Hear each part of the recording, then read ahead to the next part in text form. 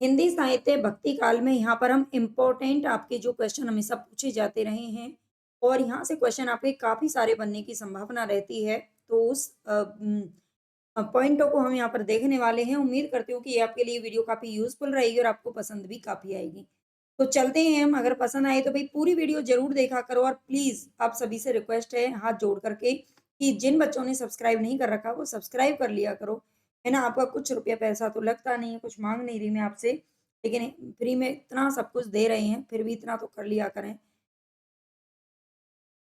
तो चलते हैं, लाइक कर देना वीडियो को, अगर भाई पसंद आई तो पहले तो देख लेना सारी वीडियो।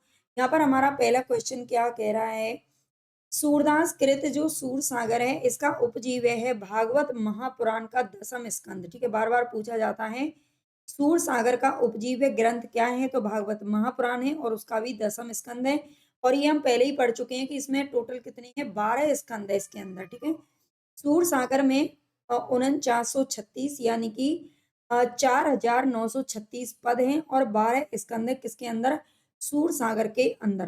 ठीक है, सूरसागर में 4936 पद हैं और 12 स्कंद हैं। स्कंद यानी कि पार्ट, चैप्टर, लेसन। ठीक है, आगे सूरदास ने सूरसागर में 3 बिरमर गीतों की योजना की है। सूरदास ने सूरसागर है जो उसमें 3 बिरमर गीतों की योजना की है, लेकिन उसमें से एक ही मुख्य है, पद संख्या 4078 से 4710 तक। ठीक है, यही भ्रमर गीत है जो कि मुख्य है और जिसे हम पढ़ते हैं। भ्रमर गीत का सर्वप्रथम एक पूर्ण प्रसंग के रूप में वर्णन किया गया है किसमें, श्रीमद् भागवत के दसम स्कंद के 47वें अध्याय के 12 से 21 श्लोक में मिलता है। ठीक है, कहाँ से कहाँ तक दसम स्कंद में भी कहाँ से कहाँ तक इसका श्लोक मिलता है वो यहाँ पर दे रखा है। हिंदी साहित्य में भ्रमर गीत काव्य परंपरा का प्रवर्तन सूरदास ने किया था, ये ध्यान रख लेना। प्रवर्तन की अगर बात करें, भ्रमर गीत का प्रवर्तन करने वाला कौन है, तो ये सूरदास जी हैं। भ्रमर गीत में कुल 700 पद हैं जो इनके द्वारा लिखा गया भ्रमर गीत है सूरदास जी के द्वारा, उसमें 700 पद हैं। प्रोफेसर मैनेजर पांडे ने भ्रमर के 3 रूप बताए हैं, कृष्ण का प्रतीक, उद्धव का प्रतीक और स्वतंत्र रूप में। भ्रमर तो आप जानते ही हैं, भ्रमर का अर्थ होता है भौरा, जो कि एक हम जीव के रूप में देखते हैं, लेकिन यहाँ पर भ्रमर का अर्थ है कृष्ण और उद्धव, और तीसरा स्वतंत्र रूप में। भ्रमर गीत को उपालंब काव्य भी कहा जाता है। उपालंब का मतलब होता है उल्हाना। ठीक है, ये शब्द आप शायद सभी जानते होंगे, है ना, सभी भारतवासी जानते होंगे। उपालंब यानी कि किसी को तहाने मारना, है ना, उसको जिसको हम बोलते हैं तहाने मारना, ये उपालंब काव्य भी इसको कहा जाता है, क्योंकि इसमें जो गोपियां हैं वो उद्धव जब इनके पास प्रेम मतलब संदेश लेकर के जाता है कृष्ण का, तो उसको बहुत सारे ताने मारती हैं। आचार्य रामचंद्र शुक्ल ने इसे ध्वनि काव्य भी कहा है। एक-एक पॉइंट यहाँ पर इम्पोर्टेंट है, एक-एक लाइन। आगे सूर सारावली जो कि सूरदास जी के द्वारा लिखा गया ग्रंथ है, इसमें 1107 छंद हैं। इसकी रचना संसार को होली का रूपक मानकर की गई है। ठीक है, इसकी जो सूर सारावली की रचना किस लिए की गई है, तो होली का रूपक मान करके की गई है। साहित्य लहरी जो कि सूरदास जी का ही ग्रंथ है, 1550 ईस्वी में लिखा गया था। इसमें अलंकार और नायिका भेदों के उदाहरण प्रस्तुत करने वाले 118 दृष्टिकूट पद हैं। ये बार-बार पूछा जाता है, कौन-सी रचना है सूरदास की जिसमें दृष्टिकूट पदों का वर्णन है, तो ये साहित्य लहरी में किया गया है। आचार्य रामचंद्र शुक्ल जी सूरदास के बारे में लिखते हैं, वात्सल्य और श्रृंगार के क्षेत्र का जितना अधिक उद्घाटन सूर ने अपनी बंद आंखों से किया है, उतना किसी और कवि ने नहीं किया। इन क्षेत्रों का कोना-कोना वे झाँक आए हैं। ठीक है? किसका? वात्सल्य और श्रृंगार दोनों का। और ये याद रख लेना, बंद आँख क्यों कहा जाता है कि सूरदास को जन्म से ही, कुछ विद्वान इनको जन्म से ही अंधा मानते हैं, कुछ बाद में हुआ मानते हैं, लेकिन ये आँखों के अंधे थे। आचार्य शुक्ल जी आगे लिखते हैं कि सूर की बड़ी भारी विशेषता है नवीन प्रसंगों की उद्भावना। प्रसंगों उद्भावना करने वाली ऐसी प्रतिभा हम तुलसी में नहीं पाते हैं। ठीक है, यहाँ पर तुलसीदास और जो सूरदास हैं उनका जो है तुलनात्मक ये वर्णन किया गया है। शुक्ल जी एक और कथन इनके बारे में लिखते हैं सूरदास जी के बारे में, आचार्यों की छाप लगी हुई 8 वीणाएँ श्री कृष्ण की प्रेम लीला कीर्तन करने उठी, जिनमें सबसे ऊँची, सुरीली और मधुर झंकार अंधे कवि सूरदास की वीणा की थी। ये आचार्यों की छाप लगी हुई 8 वीणा कहा गया है अष्ट छाप के कवियों को। ठीक है? जो अष्टछाप था उनको कहा गया है 8 वीणाएँ, ठीक है? ये श्री कृष्ण की प्रेम लीला कीर्तन करने उठी, जिनमें सबसे ऊँची सूरदास की वीणा थी। हजारी प्रसाद द्विवेदी जी सूरदास के बारे में कहते हैं, सूरदास जब अपने विषय का वर्णन शुरू करते हैं सूरदास जब अपने विषय का वर्णन शुरू करते हैं तो मानो अलंकार शास्त्र हाथ जोड़कर उनके पीछे दौड़ा करता है। उपमाओं की बाढ़ आ जाती है, रूपकों की वर्षा होने लगती है, संगीत के प्रवाह में कवि स्वयं बह जाता है। ठीक है, ये हजारी प्रसाद द्विवेदी जी का कहना है। आगे है सूरदास की मृत्यु पर विठल दास जी कहते हैं, विठल दास ने कहा था, पुष्टि मार्ग को जहाज जात है, जाय कछु लेनो हो सो लेऊ। ठीक है, पुष्टि मार्ग को जहाज, पुष्टि मार्ग आप जानते ही हैं, पुष्टि मार्ग की जो स्थापना है वो किसने की थी? तो ये की थी वल्लभाचार्य ने। ठीक है, वल्लभाचार्य ने की थी और वल्लभाचार्य के शिष्य कौन थे? सूरदास जी थे। और वल्लभाचार्य के जो बेटे थे, पुत्र थे विठल नाथ जी, विठल नाथ ने अ, इसकी अष्टचाप की स्थापना की थी 1565 में। हम कल वाली वीडियो में पढ़ चुके हैं, अगर आपने नहीं पढ़ी है तो जरूर पढ़ लेना। ये हम रामचंद्र शुक्ल जी की किताब के आधार पर ही सारे प्रश्नों को कर रहे हैं। अगर आपने नहीं पढ़े हैं ना, ये पूरी वीडियो जरूर देख लेना। मैंने कम से कम 10-15 वीडियो करवा दिए हैं, आदिकाल की 4-5 और भक्ति काल की भी 4-5 हो चुकी हैं। इसके अलावा 2-3 और करवाई थी, तो जरूर देख लिया करो। ठीक है, सैटरडे और संडे में हम फिर लाइव क्लास के माध्यम से इन दोनों का एमसीक्यू टाइप में रिवीजन करेंगे। आगे है सूरदास का अंतिम पद है, खंजन नयन रूप रस माते, अति सह चारा चपल अनियारे, पल पिंजरा न समाते। क्या खंजन नयन रूप रस माते, अति सह चारा चपल अनियारे, पल पिंजरा खंजर ना समाते, ये इनका अंतिम पद कहा जाता है सूरदास का। याद रखना, खंजर नयन सूरदास को ही कहा जाता है। खंजर नयन नाम से एक उपन्यास लिखा था, किसने? अमृतलाल नागर ने। सूरदास को वात्सल्य रस का सम्राट माना जाता है। ये ध्यान रखना। परमानंद ने वल्लभाचार्य से अरेला अरेला यानी कि प्रयागराज में दीक्षा ग्रहण की थी। ठीक है, परमानंद ने। परमानंद दास की रचनाओं में परमानंद सागर प्रमुख है, जिसमें 635 पद हैं। कि परमानंद दास ये भी अष्टचाप के कवियों में ही आते हैं। और परमानंद दास के एक रचना मिलती है परमानंद सागर, जिसमें 635 पद हैं। इसके अलावा दान लीला और ध्रुव चरित नामक की रचना भी इन्होंने की है। ठीक है, परमानंद दास दान लीला और ध्रुव चरित की भी इनकी रचना है, ये इसमें लिखा हुआ है। लेकिन ध्रुव चरित और दान लीला, ये ध्यान रखना, ये नरोत्तम दास की भी रचना है। आगे आता है कृष्ण दास कुणबी जाति के शूद्र थे। ये मैंने मूल किताबों से उठाया, तो उनमें ये लिखा हुआ है ना। कृष्ण दास कुणबी जाति के शूद्र थे। कृष्ण दास जो कि जिन्होंने उसका जो प्रबंध का कार्यभार संभाला था, यानी कि कोषाध्यक्ष थे, एक तरह से हम कहें तो अकाउंटेंट थे कृष्ण दास जी। गोवर्धन पर्वत पर जो बना हुआ था श्रीनाथ जी का मंदिर, ठीक है, अष्टचाप के कवियों में ये क्या थे? ये उसके अकाउंटेंट थे। ठीक है, कोषाध्यक्ष जिनको बोलेंगे। तो यहाँ पर ये याद रखना, इनके प्रमुख ग्रंथों में आते हैं जुगलमान चरित्र, भ्रमर गीत और प्रेम तत्व निरूपण। ठीक है, ये 3 ग्रंथ हैं जो कृष्णदास जी के द्वारा लिखे गए हैं। गोविंद स्वामी ब्रज मंडल के महावन नामक स्थान पर रहते थे। गोविंद स्वामी की अगर बात करें तो ठीक है, ये भी अष्टचाप के कवियों को ही अभी हम पढ़ रहे हैं। अगर आपने कल इसमें कुछ हमने पढ़ा दिया था, कुछ रह गया था, है ना, त्योहार था इसलिए मैंने कम करवाया था कल। गोविंद स्वामी ब्रज मंडल के महावन नामक स्थान पर रहते। आज हम भक्ति काल को पूरा करेंगे, तो पूरा जरूर देख लेना वीडियो को, बहुत सारे इंपॉर्टेंट पर्सन मिलेंगे आपको यहाँ पर। ठीक है, गोविंद स्वामी ब्रज मंडल के महावन नामक स्थान पर रहते थे। गोविंद स्वामी जहां पर रहते थे वह स्थान गोविंद स्वामी की कदम खंडी नाम से प्रसिद्ध है। ये ध्यान रखना, गोविंद स्वामी जिस स्थान पर रहते थे वह स्थान गोविंद स्वामी की कदम खंडी के नाम से अब उसको जाना जाता है। अकबर के नवरत्न में तानसेन गोविंद स्वामी से संगीत गायन की शिक्षा ग्रहण करते थे। ये ध्यान रखना, अकबर के जो नवरत्नों में शामिल थे तानसेन, तानसेन आपने जरूर पढ़ा होगा। ये गोविंद स्वामी से संगीत गायन की शिक्षा ग्रहण करते थे। वैसे ये हरिदास के शिष्य थे, आगे हम इसे पढ़ेंगे आज ही। ठीक है, हरिदास के शिष्य थे तानसेन, लेकिन ये संगीत गायन की शिक्षा किनसे? गोविंद स्वामी से भी ग्रहण करते थे। इनके पदों का संकलन है गोविंद स्वामी के पद नाम से प्रसिद्ध है। आगे यहाँ पर छीत स्वामी बीरबल के पुरोहित थे। ठीक है, बीरबल बीरबल जो कि अकबर के दरबार में ही रहते थे, नवरत्नों में शामिल थे, उन्हीं बीरबल के पुरोहित थे कौन? छीत स्वामी। पुष्टि मार्ग में दीक्षित होने के बाद ये गोवर्धन पर्वत के निकट पुंचरी नामक स्थान पर तमाल वृक्ष की छाया में रहते थे। ये ध्यान रखना है, पुंचरी नामक स्थान पर रहते थे कौन? छीत स्वामी, पुष्टि मार्ग में दीक्षित होने के बाद में।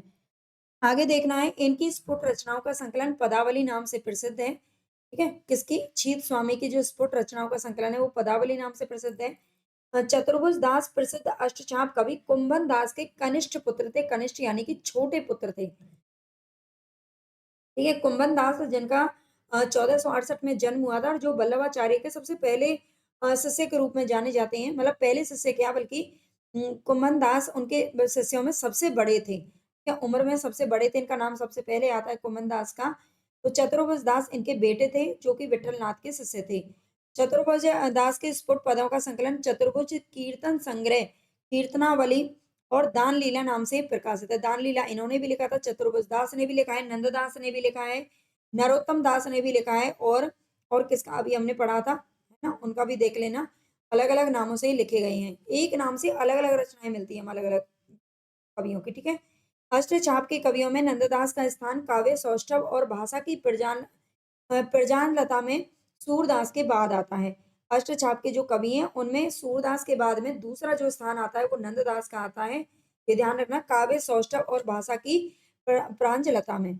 आगे आता है नंददास के कुछ ग्रंथ, पद संख्या और कथ्य यहाँ पर दे रखा है। तो ये इंपॉर्टेंट है, यहाँ पर पॉइंट सबको देख लेना। आप स्किप करके अगर पढ़ोगे ना तो नुकसान आपका ही होना है। पूरा पढ़ लिया करो वीडियो को, ठीक है? और पीडीएफ अगर चाहिए तो आपको टेलीग्राम पर मिल जाएगी। ग्रंथ है इनके अनेकार्थ मंजरी। अनेकार्थ मंजरी में 228 पद हैं, याद रखना। और ये एक पर्याय कोश है। पर्याय यानी कि जो पर्यायवाची शब्द इसमें लिखे गए हैं। आगे आता है दूसरा ग्रंथ है इनका मान मंजरी। अमर कोश के आधार पर लिखा गया ये पर्याय कोश है। इसमें पदों की संख्या निश्चित नहीं दे रखी है, ठीक है? अमर कोश के आधार पर लिखा गया पर्याय कोश है ये भी। सुदामा चरित इन्होंने लिखा है। श्रीमद् भागवत की कथानक पर सुदामा कृष्ण के सख्य भाव का वर्णन इसमें मिलता है। रस मंजरी में 270 पद हैं और ये नायिका भेद से संबंधित है। आगे आता है रूप मंजरी। ये लघु प्रेम आख्यानक काव्य है। प्रेम मंजरी में 147 पद हैं और इसमें नायिकाओं का विरह वर्णन है। इसमें 12 मासा का भी वर्णन किया गया है। प्रेम 12 खड़ी, इसमें कोई कुछ निश्चित नहीं है। और श्याम सगाई में 63 पद हैं और श्यामा श्याम की सगाई का इसमें वर्णन किया गया है। रुक्मणी मंगल में 90 पद हैं। ये विवाह काव्य है। भंवर गीत में 216 पद हैं। याद रखना है, नंददास ने भंवर गीत लिखा था और सूरदास ने भ्रमर गीत लिखा था। ठीक है, सगुन और निर्गुण पर गोपी और उद्धव का संवाद है। रास पंचाध्यायी कृष्ण की रासलीला का अनुप्रासादिक प्रासाद युक्त साहित्यिक भाषा में वर्णन किया गया है। रास पंचाध्यायी में ये याद रखना है, ये रोला छंद में लिखा गया है। सिद्धांत पंचाध्यायी कृष्ण की रासलीला का वर्णन किया गया है सिद्धांत पंचाध्यायी में। और दसम स्कंद भाषा जो है ये 1700 पद है इसके अंदर। श्रीमद् भागवत के दसम स्कंद का पद्य में अनुवाद इसमें किया गया है, ठीक है? पद्य में अनुवाद इसमें किया गया है दसम स्कंद भाषा में। रास पंचाध्यायी रोला छंद में लिखा गया ग्रंथ है। वियोगी हरि ने इसे हिंदी का गीत गोविंद कहा है। गीत गोविंद आप जानते हैं संस्कृत में किसने लिखा था? जयदेव ने लिखा है। लेकिन हिंदी का गीत गोविंद किसको कहा है? वियोगी हरि ने। तो रास पंचाध्यायी को कहा है और ये 5 अध्यायों में विभक्त है, ये भी ध्यान रखना। आगे हिंदी के समस्त भ्रमर गीतों में नंददास का जो भंवर गीत है ये दार्शनिक दृष्टि से सर्वश्रेष्ठ है। भ्रमर गीतों में भ्रमर गीत जो परंपरा है वो अनेक कवियों ने लिखी है, लेकिन नंददास का जो भंवर गीत है वो दार्शनिक दृष्टि से सर्वश्रेष्ठ माना जाता है। और नंददास को जड़िया कवि कहा जाता है। जड़िया कहा किसने है? शुक्ल जी ने। शुक्ल जी ने इनको जड़िया कहा है, ये ध्यान रखना। और कवि गड़िया नंददास जड़िया, ये पंक्ति शुक्ल जी की मिलती है। सखी संप्रदाय के बारे में देखते हैं। सखी संप्रदाय की जो स्थापना है वो किसने की थी? तो स्वामी हरिदास ने की है। वृंदावन में निम्बार्क मता अंतर्गत सखी संप्रदाय टट्टी संप्रदाय की स्थापना इन्होंने की है, ठीक है? आगे स्वामी हरिदास का ऐतिहासिक परिचय किशोर दास की रचना निजमत सिद्धांत से प्राप्त होता है। स्वामी हरिदास का परिचय कहाँ से मिलता है? तो निजमत सिद्धांत से मिलता है। अकबर के दरबारी गायक जो तानसेन थे वो स्वामी हरिदास के शिष्य थे। सखी संप्रदाय में निकुंज बिहारी श्री कृष्ण सर्वोपरि हैं। ये जो सखी संप्रदाय है उसमें श्री कृष्ण की पूजा होती है। श्री कृष्ण को सर्वोपरि माना जाता है। हरिदास के 2 ग्रंथ मिलते हैं, सिद्धांत के पद और केली माला। ठीक है, सिद्धांत के पदों में इसमें रूप और प्रेम का सिद्धांत है, जबकि केली माला इसमें 110 पदों में श्री श्यामा कुंज बिहारी की लीलाओं का वर्णन है।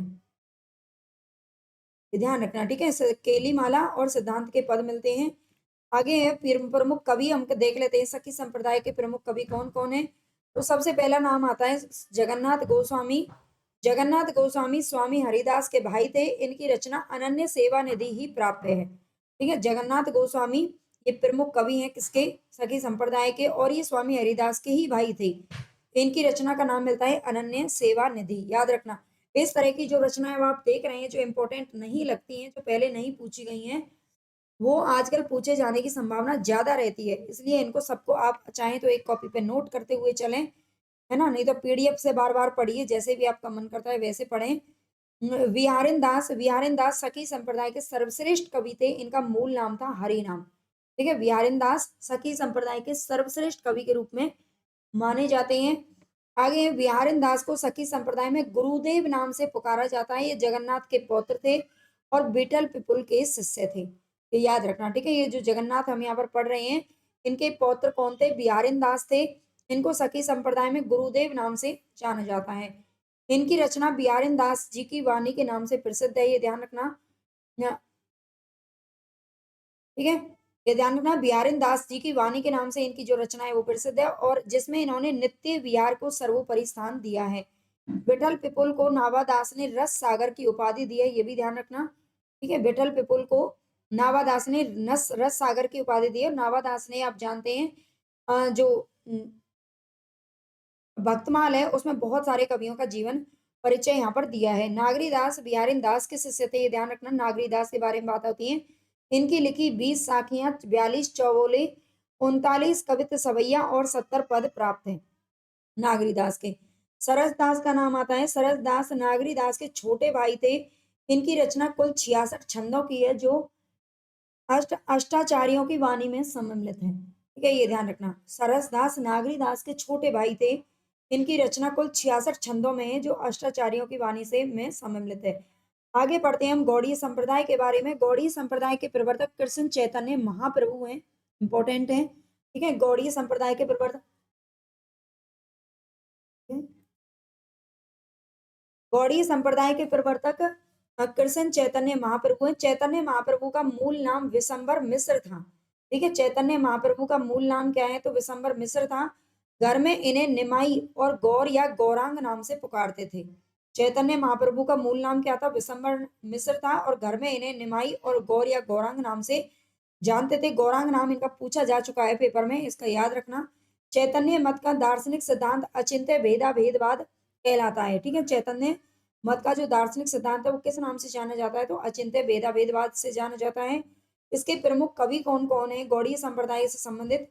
तो सबसे पहला नाम आता है यहाँ पर राम राय। ये प्रारंभ में वल्लभ मतानुयायी विठल नाथ के शिष्य थे, लेकिन बाद में जगन्नाथपुरी में श्री नित्यानंद से इन्होंने दीक्षा ग्रहण की थी। राम राय ने संस्कृत में ब्रह्म सूत्र के कुछ अंश पर गौर विनोदिनी नामक रचना की थी, और गीता पर गौर भाष्य, ठीक है, गीता पर गौर भाष्य रचना की थी। इस्त वर्चकम और गोविंद तत्व दीपिका का प्रणयन भी इन्होंने किया था। ब्रज भाषा में इनकी आदिवाणी और गीत गोविंद भाषा 2 रचनाएं मिलती हैं। ठीक है, राम राय की कुछ पुस्तक यहाँ पर दे रखी है, इनको अच्छे से पढ़ लेना। मदन मोहन सूरदास अकबर के दीवान थे और संडीला में ये नियुक्त थे। मदन मोहन का नाम आता है, गौड़ीय संप्रदाय से संबंधित थे। बाबा कृष्णदास ने इनके 105 पदों का सौहार्दवाणी शीर्षक से संग्रह किया है। गदाधर भट्ट ब्रजभाषा के सुप्रसिद्ध कवि और भागवत के अद्वितीय वक्ता थे। गदाधर भट्ट का नाम आता है। गदाधर भट्ट रघुनाथ भट्ट गोस्वामी जी के शिष्य थे। चंद्र गोपाल ये राम राय के अनुज थे, अनुज को बोलते हैं छोटा भाई। तो चंद्र गोपाल राम राय के अनुज थे। इन्होंने संस्कृत तथा ब्रज दोनों भाषाओं में ग्रंथ लिखा, जो कि इस प्रकार है। ब्रज भाषा के कुछ ग्रंथ यहाँ पर देख रखे हैं चंद्र गोपाल जी के। चंद्र 84, गौरांग अष्टयाम, अष्टयाम सेवा सुधा, ऋतु विहार और राधा विरह। संस्कृत के कुछ ग्रंथ है यहाँ पर, श्री राधा माधव भाष्य, गायत्री भाष्य और श्री राधा माधव अष्टक। ठीक है, ये चंद्र गोपाल जी के ग्रंथ मिलते हैं, इनको अच्छे से याद रख लेना है। आगे नाम आता है माधव दास माधुरी। ये वृंदावन वासी खत्री थे। इनकी प्रमुख रचनाएं यहाँ पर दे रखी हैं। माधव दास माधुरी, ठीक है, पेली माधुरी नाम से इन्होंने रचना लिखी थी, वंशी वट माधुरी और वृंदावन माधुरी। ठीक है, माधुरी नाम से इन्होंने 3 रचनाएं लिखी हैं, समय आपको दे रखा है, पढ़ लेना। आगे माधव दास की तीनों रचनाओं का एक साथ संकलन श्री माधुरी वाणी नाम से किया गया है। भगवत मुदित माधव मुदित के पुत्र थे और आगरा के सूबेदार सुजा, ठीक है, सुजा के दीवान थे। इनकी एकमात्र रचना है वृंदावन सत, जो कि 1650 ईस्वी में लिखी गई थी। राधा वल्लभ संप्रदाय के बारे में देखते हैं। राधा वल्लभ संप्रदाय का प्रवर्तन सन 1534 ईस्वी में आचार्य हित हरिवंश ने वृंदावन में किया था। ठीक है, राधा वल्लभ संप्रदाय का जब नाम आता है तो हमें ऐसा लगता है कि वल्लभाचार्य जी ने इसका प्रवर्तन किया होगा, है ना? इसमें बड़ी कन्फ्यूजन रहती है, लेकिन ये हित हरिवंश ने इसका प्रवर्तन किया था, ये ध्यान रखना। जबकि वल्लभाचार्य का इससे संबंध नहीं है। राधा वल्लभ संप्रदाय में राधा का स्थान सर्वोपरि है। ये क्वेश्चन बहुत कंफ्यूज करता है और बहुत बार पूछे जाते हैं। किसी संप्रदाय में राधा को, किसी में विष्णु जी को, किसी में श्री कृष्ण जी को सर्वोपरि माना गया है, तो ये आपको अच्छे से याद रख लेना है। राधा का स्थान सर्वोपरि है राधा वल्लभ संप्रदाय में, और इसमें तत्सुखी भाव को महत्व प्रदान किया गया है। हित हरिवंश के निम्नलिखित ग्रंथ मिलते हैं: हित 84, राधा सुधा निधि और यमुना अष्टक।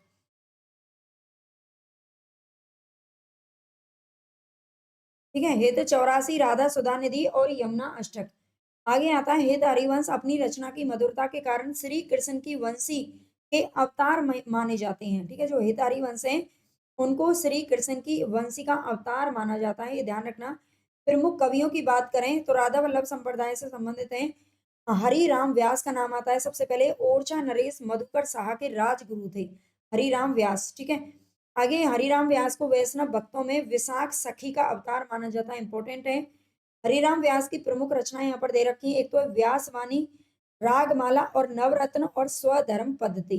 ठीक है, वाणी, रागमाला, नवरत्न और स्वधर्म पद्धति, इनको देख लेना, ये इनकी प्रमुख रचनाएं हरिराम व्यास की पूछी जाती हैं। चतुर्भुज दास अष्टछापी कवि चतुर्भुज दास भिन्न, अभी हमने जो पीछे अष्टछाप पढ़ा है उसमें चतुर्भुज दास का नाम आता है जो कि कुंभन दास के पुत्र थे, लेकिन यहाँ पर एक और नाम आता है राधा वल्लभ संप्रदाय से संबंधित चतुर्भुज दास का, वो उनसे भिन्न है। इनकी प्रमुख रचनाएं हैं द्वादश यश, मंगलसार यश और हितजू को मंगल। हितजू को मंगल बहुत पूछा जाता है। आगे देखते हैं ध्रुवदास। ध्रुवदास का नाम आता है। ध्रुवदास ने स्वप्न में हित हरिवंश से शिष्यत्व ग्रहण किया था। ठीक है, हित हरिवंश से सपने में ही इन्होंने उनको गुरु मान लिया था, शिष्यता ग्रहण कर ली थी, ये ध्यान रखना। ध्रुवदास की प्रमुख रचनाएं यहाँ पर दे रखी हैं। मैं इन सबको तो नहीं पढ़ूंगी क्योंकि इनकी बहुत सारी रचनाएं यहाँ पर दे रखी हैं, आप एक बार इनको पूरा पढ़ लेना। मैंने यहाँ पर टाइप इसलिए कर दिया पूरा क्योंकि मैं इसकी जब पीडीएफ डालूंगी तो आपको सारी रचनाएं देखने को पढ़ने को मिल जाए। ठीक है, मैं पढ़ने बैठूंगी तो आप बोर हो गए। इसमें जो इम्पोर्टेंट है वो मैं बता देती हूँ। जीव दशा लीला जो पूछी जा चुकी है, बाकी एक बार आप सब पढ़ लेना। भक्त नामावली लीला, ठीक है, सिद्धांत विचार लीला, और इसके बाद इनकी आती हैं सारा एक बार आप पढ़ लेना। ठीक है, और रहस्य मंजरी लीला यहाँ पर देख लेना, ये यहाँ पर इधर छुपी हुई है। और इसके बाद है इनकी काफी सारी लीला नाम से ही है वैसे सभी, और पढ़ लेना। प्रेम दशा लीला, ब्रज लीला, जुगल ध्यान लीला, नित्य विलास लीला, मान लीला और दान लीला। ठीक है, ये नीचे वाली ज्यादा इंपॉर्टेंट है, एक बार इनको देख लेना। आगे नेही नागरीदास ने वृंदावन में हेत हरिवंश जी के पुत्र गोस्वामी वनचंद्र से दीक्षा ग्रहण की थी। ठीक है, जो नेही नागरीदास हैं उन्होंने वृंदावन में हेत हरिवंश के पुत्र गोस्वामी वनचंद्र से दीक्षा ग्रहण की थी। आगे हम देखते हैं संप्रदाय निरपेक्ष कृष्ण भक्त कवियों के बारे में थोड़ा सा पढ़ लेते हैं।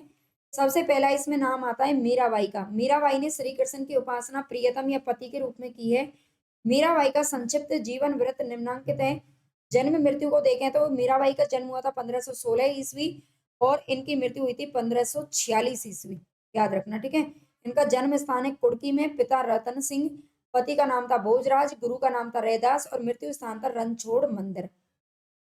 ठीक है, कुड़की मेड़ता का नाम आता है, कुड़की मेड़ता, ये राजस्थान के अंदर पड़ता है, यहाँ पर इनका जन्म हुआ था। मीराबाई की भाषा है राजस्थानी मिश्रित ब्रज भाषा, क्योंकि इनका जन्म ही उसमें राजस्थान के अंदर हुआ था।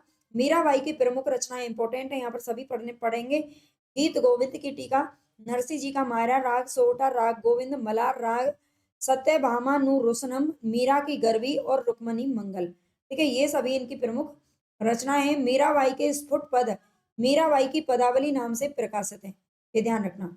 आगे मीराबाई ने तुलसीदास जी को एक पत्र लिखा था, इसमें इन्होंने ये पंक्तियां लिखी थी: स्वती श्री तुलसी कुल भूषण दूषण हरण गोसाई, बारही बार प्रणाम करऊं अब हरऊं शोक समुदाय। ठीक है, ये इन्होंने तुलसीदास जी को जब ये बहुत परेशान हो गई थी, लोगों ने इन्हें बहुत ताने दे करके बहुत बार परेशान किया, इनको भक्ति में बाधा डाली, ये बहुत परेशान हो गई, तब इन्होंने तुलसी जी को ये वाला पत्र लिख करके भेजा था और तुलसीदास ने भी इन्हें जो पंक्ति लिख करके भेजी थी वो मैं आपको पिछली वाली जब तुलसीदास हमने पढ़ा था तब वहां पर बताई थी। ठीक है, जाके प्रिय ना राम वैदेही, ये जो पंक्ति है वो इन्होंने लिख करके इनको भेजी थी। आगे है रस खान का नाम आता है, दूसरा जो संप्रदाय निरपेक्ष कवियों में आता है।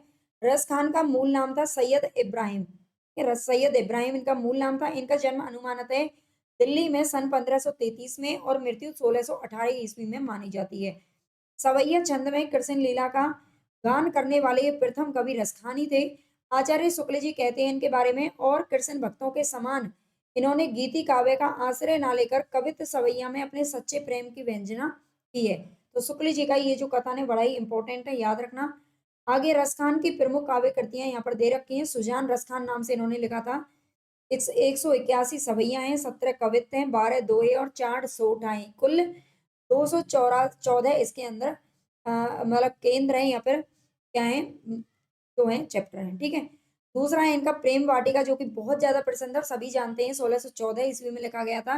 ये 53 दोहों की एक लघु काव्य कृति है प्रेम वाटिका। दान लीला नाम से इन्होंने भी लिखा है, रसखान ने भी, याद रखना। 11 छंदों का खंड काव्य है। अष्टयाम नाम से इन्होंने लिखा था, इसमें कृष्ण की दिनचर्या का वर्णन है। भारतेंदु हरिश्चंद्र के बारे में एक पंक्ति लिखी थी, इस मुसलमान हरिजनन पर केतिन हिंदुन वारिये। ठीक है, ये यहाँ पर केतिन बुक में लिखा है, लेकिन ये कोटिन हिंदुन वारिये ये यहाँ पर ये मिलता है। ठीक है, कोटिन हिंदुन वारिये। तो भारतेंदु हरिश्चंद्र जी की पंक्ति बहुत बार पूछी जाती है। तो अब हमारा भक्ति काल कंप्लीट हुआ। भक्ति काल की हमें पंक्तियां पढ़नी है, तो मैं कोशिश करूंगी, आदिकाल की भी रह गई थी पंक्तियां मैंने नहीं कराई थी, तो पहले आपको पंक्तियां कराऊंगी और उसके बाद हम रीतिकाल की तरफ चलेंगे। और अगर आपको ये वीडियो अभी पसंद आई है तो लाइक सब्सक्राइब जरूर कर लेना। टेलीग्राम चैनल की लिंक आपको कमेंट बॉक्स में मिल जाएगी, जाकर ज्वाइन जरूर कर लेना ताकि आपको वहां पर पीडीएफ मिल सके। और इसके अलावा अगर वन लाइनर प्रश्न आपको पूरा हिंदी साहित्य में से पढ़नी है तो वन लाइनर प्रश्न में ही आप जाकर के एप्लीकेशन से ले सकते हैं। केवल 99 रुपए में आपको पीडीएफ मिल जाएगी। हिंदी साहित्य आपको कंप्लीट पढ़ना है, कंप्लीट थ्योरी पढ़नी है सभी मूल किताबों से संबंधित, तो आपको एप्लीकेशन में उसकी भी जो क्लासेस है वो मिल जाएंगी। धन्यवाद।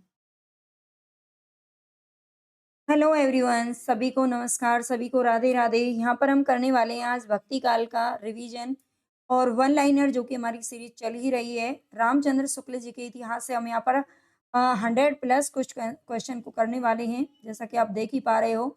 उम्मीद करती हूँ कि ये वीडियो आपके लिए काफ़ी यूजफुल रहेगी और आपको पसंद भी आएगी। पसंद आए तो भाई लाइक सब्सक्राइब जरूर कर लेना, कमेंट करके बताना आपको क्लास कैसी लगी है।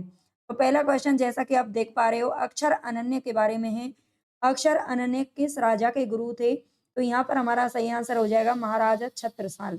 ठीक है, ये वही छत्रसाल हैं जो भूषण के भी आश्रयदाता रहे हैं। ठीक है, जो भूषण के भी आश्रयदाता रहे हैं ये वही महाराज छत्रसाल हैं जिन्होंने भूषण की पालकी को कंधा भी दिया था। ठीक है, जो कि रीतिकाल के कवि थे, ये ध्यान रखना है। और अक्षर अनन्य भी इनके गुरु रहे हैं। अक्षर अनन्य कौन रहे हैं? इनके गुरु रहे हैं, ये ध्यान रखना।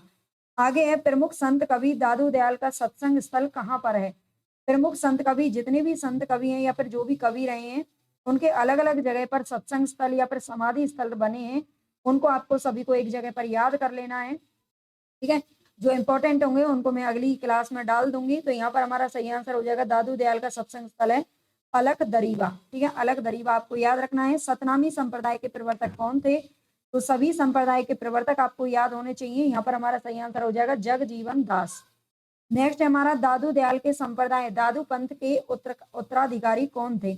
दादू दयाल के संप्रदाय दादू पंथ के उत्तराधिकारी कौन थे? तो ये थे गरीब दास और मिस्किन दास। ये दोनों ही क्या थे? दो पुत्र थे किसके? दादू दयाल के। ठीक है, दादू दयाल के पुत्र थे ये दोनों ही, गरीब दास और मिस्किन दास। आगे है विज्ञान योग, राजयोग, ध्यान योग, सिद्धांत बोध, विवेक दीपिका, ब्रह्म ज्ञान और अनन्य प्रकाश। ठीक है, अनन्य नाम से तो आपको पता चल ही जाएगा। ये सारी की सारी जो रचनाएं हैं वो किसके द्वारा लिखी गई हैं? तो यहाँ पर हमारा सही आंसर हो जाएगा अक्षर अनन्य। ठीक है, सारी रचनाएं आपको याद रख लेनी है। आजकल जो प्रश्न आपको इंपॉर्टेंट नहीं लगते हैं, जो बार बार आपको PYQ में देखने को नहीं मिलते हैं, वही प्रश्न सबसे ज्यादा पूछे जा रहे हैं, ये ध्यान रखना। ठीक है, तो इसीलिए इसके बिल्कुल मत करना, सारे प्रश्न देख लेना। और भाई लाइक सब्सक्राइब आप कर दिया करो प्लीज, इतनी सी रिक्वेस्ट है आपसे। कम से कम आपका कुछ नहीं लगता है, आपका कोई पैसा नहीं लगता और आपके एक लाइक सब्सक्राइब से हमें लाखों रुपया नहीं मिल जाना है। बस खुशी होती है, अच्छा लगता है और बाकी के आपके बहन-भाइयों तक और औरों तक भी ये वीडियोज़ पहुँच जाती हैं, बस इतना फ़ायदा होता है। तो प्लीज़ कर दिया करो, ठीक है? संत कवि बाबा लाल के विचारों का संग्रह किस पुस्तक में है? तो बाबा लाल की एक पुस्तक का नाम है नादिर उन्नी कात, ठीक है? नादिर उन्नी कात ये इनकी पुस्तक का नाम है और इनके विचारों का संग्रह इसी पुस्तक में है। गणपति चंद्रगुप्त ने प्रथम सूफी रचना किसे माना है? तो अलग-अलग विद्वानों ने अलग-अलग सूफी रचना के तौर पर किसको माना है? ये आपको याद रखना है। गणपति चंद्रगुप्त ने हंसावली को माना है जो कि असाहित की रचना है 1370 ईस्वी में ही प्रकाशित हुई थी। आज की क्लास आपको कैसी लगी है ये ज़रूर बताना क्योंकि यहाँ पर पूरे भक्ति काल से हम क्वेश्चन लेकर के आए हैं, ठीक है? किसी एक संप्रदाय से नहीं है, किसी एक धारा से नहीं है बल्कि कंप्लीट धारा से हमने यहाँ पर लिया है, ठीक है? आगे मैं और करवा दूँगी इसकी एक आध क्लास। सूफी रचना लखन सेन पद्मावती कथा किस कवि ने लिखी है? तो ये लिखी है दामोदर कवि ने। ठीक है, ये सूफी रचना ही है। आगे है कथा कलावंती, कथा कनकावती, कथा रत्नावली, कथा रूपमंजरी। ये सभी ग्रंथ किसके द्वारा लिखे गए हैं? तो ये सूफी जान कवि के द्वारा लिखे गए हैं। और सूफियों में सबसे सबसे अधिक ग्रंथ, ठीक है, सबसे अधिक ग्रंथ लिखने का जो श्रेय है ना वो जान कवि कवि को ही जाता है। इन्होंने लगभग 78 ग्रंथ लिखे थे, ठीक है, 78 पुस्तकें इन्होंने लिखी हैं, तो याद रख लेना। सूफी रचना मिर्गावती के रचयिता कुतुबन किसके शिष्य थे? तो मिर्गावती मिर्गावती 1503 ईस्वी में प्रकाशित हुई थी। कुतुबन के द्वारा ये लिखी गई है और शुक्ल जी ने पहला पहला जो कवि है या पहली जो रचना है वो कुतुबन को ही माना है, ठीक है, ये ध्यान रखना। और शेख बुरहान इनके गुरु थे, ये ध्यान रखना, ठीक है। कुतुबन के गुरु कौन थे? तो शेख बुरहान थे, चिश्ती संप्रदाय के ये मतलब सदस्य थे, ठीक है, प्रवर्तक तो नहीं थे। सूरदास ने अपनी किस कृति के अंत के पद में अपनी वंश परंपरा का परिचय दिया है?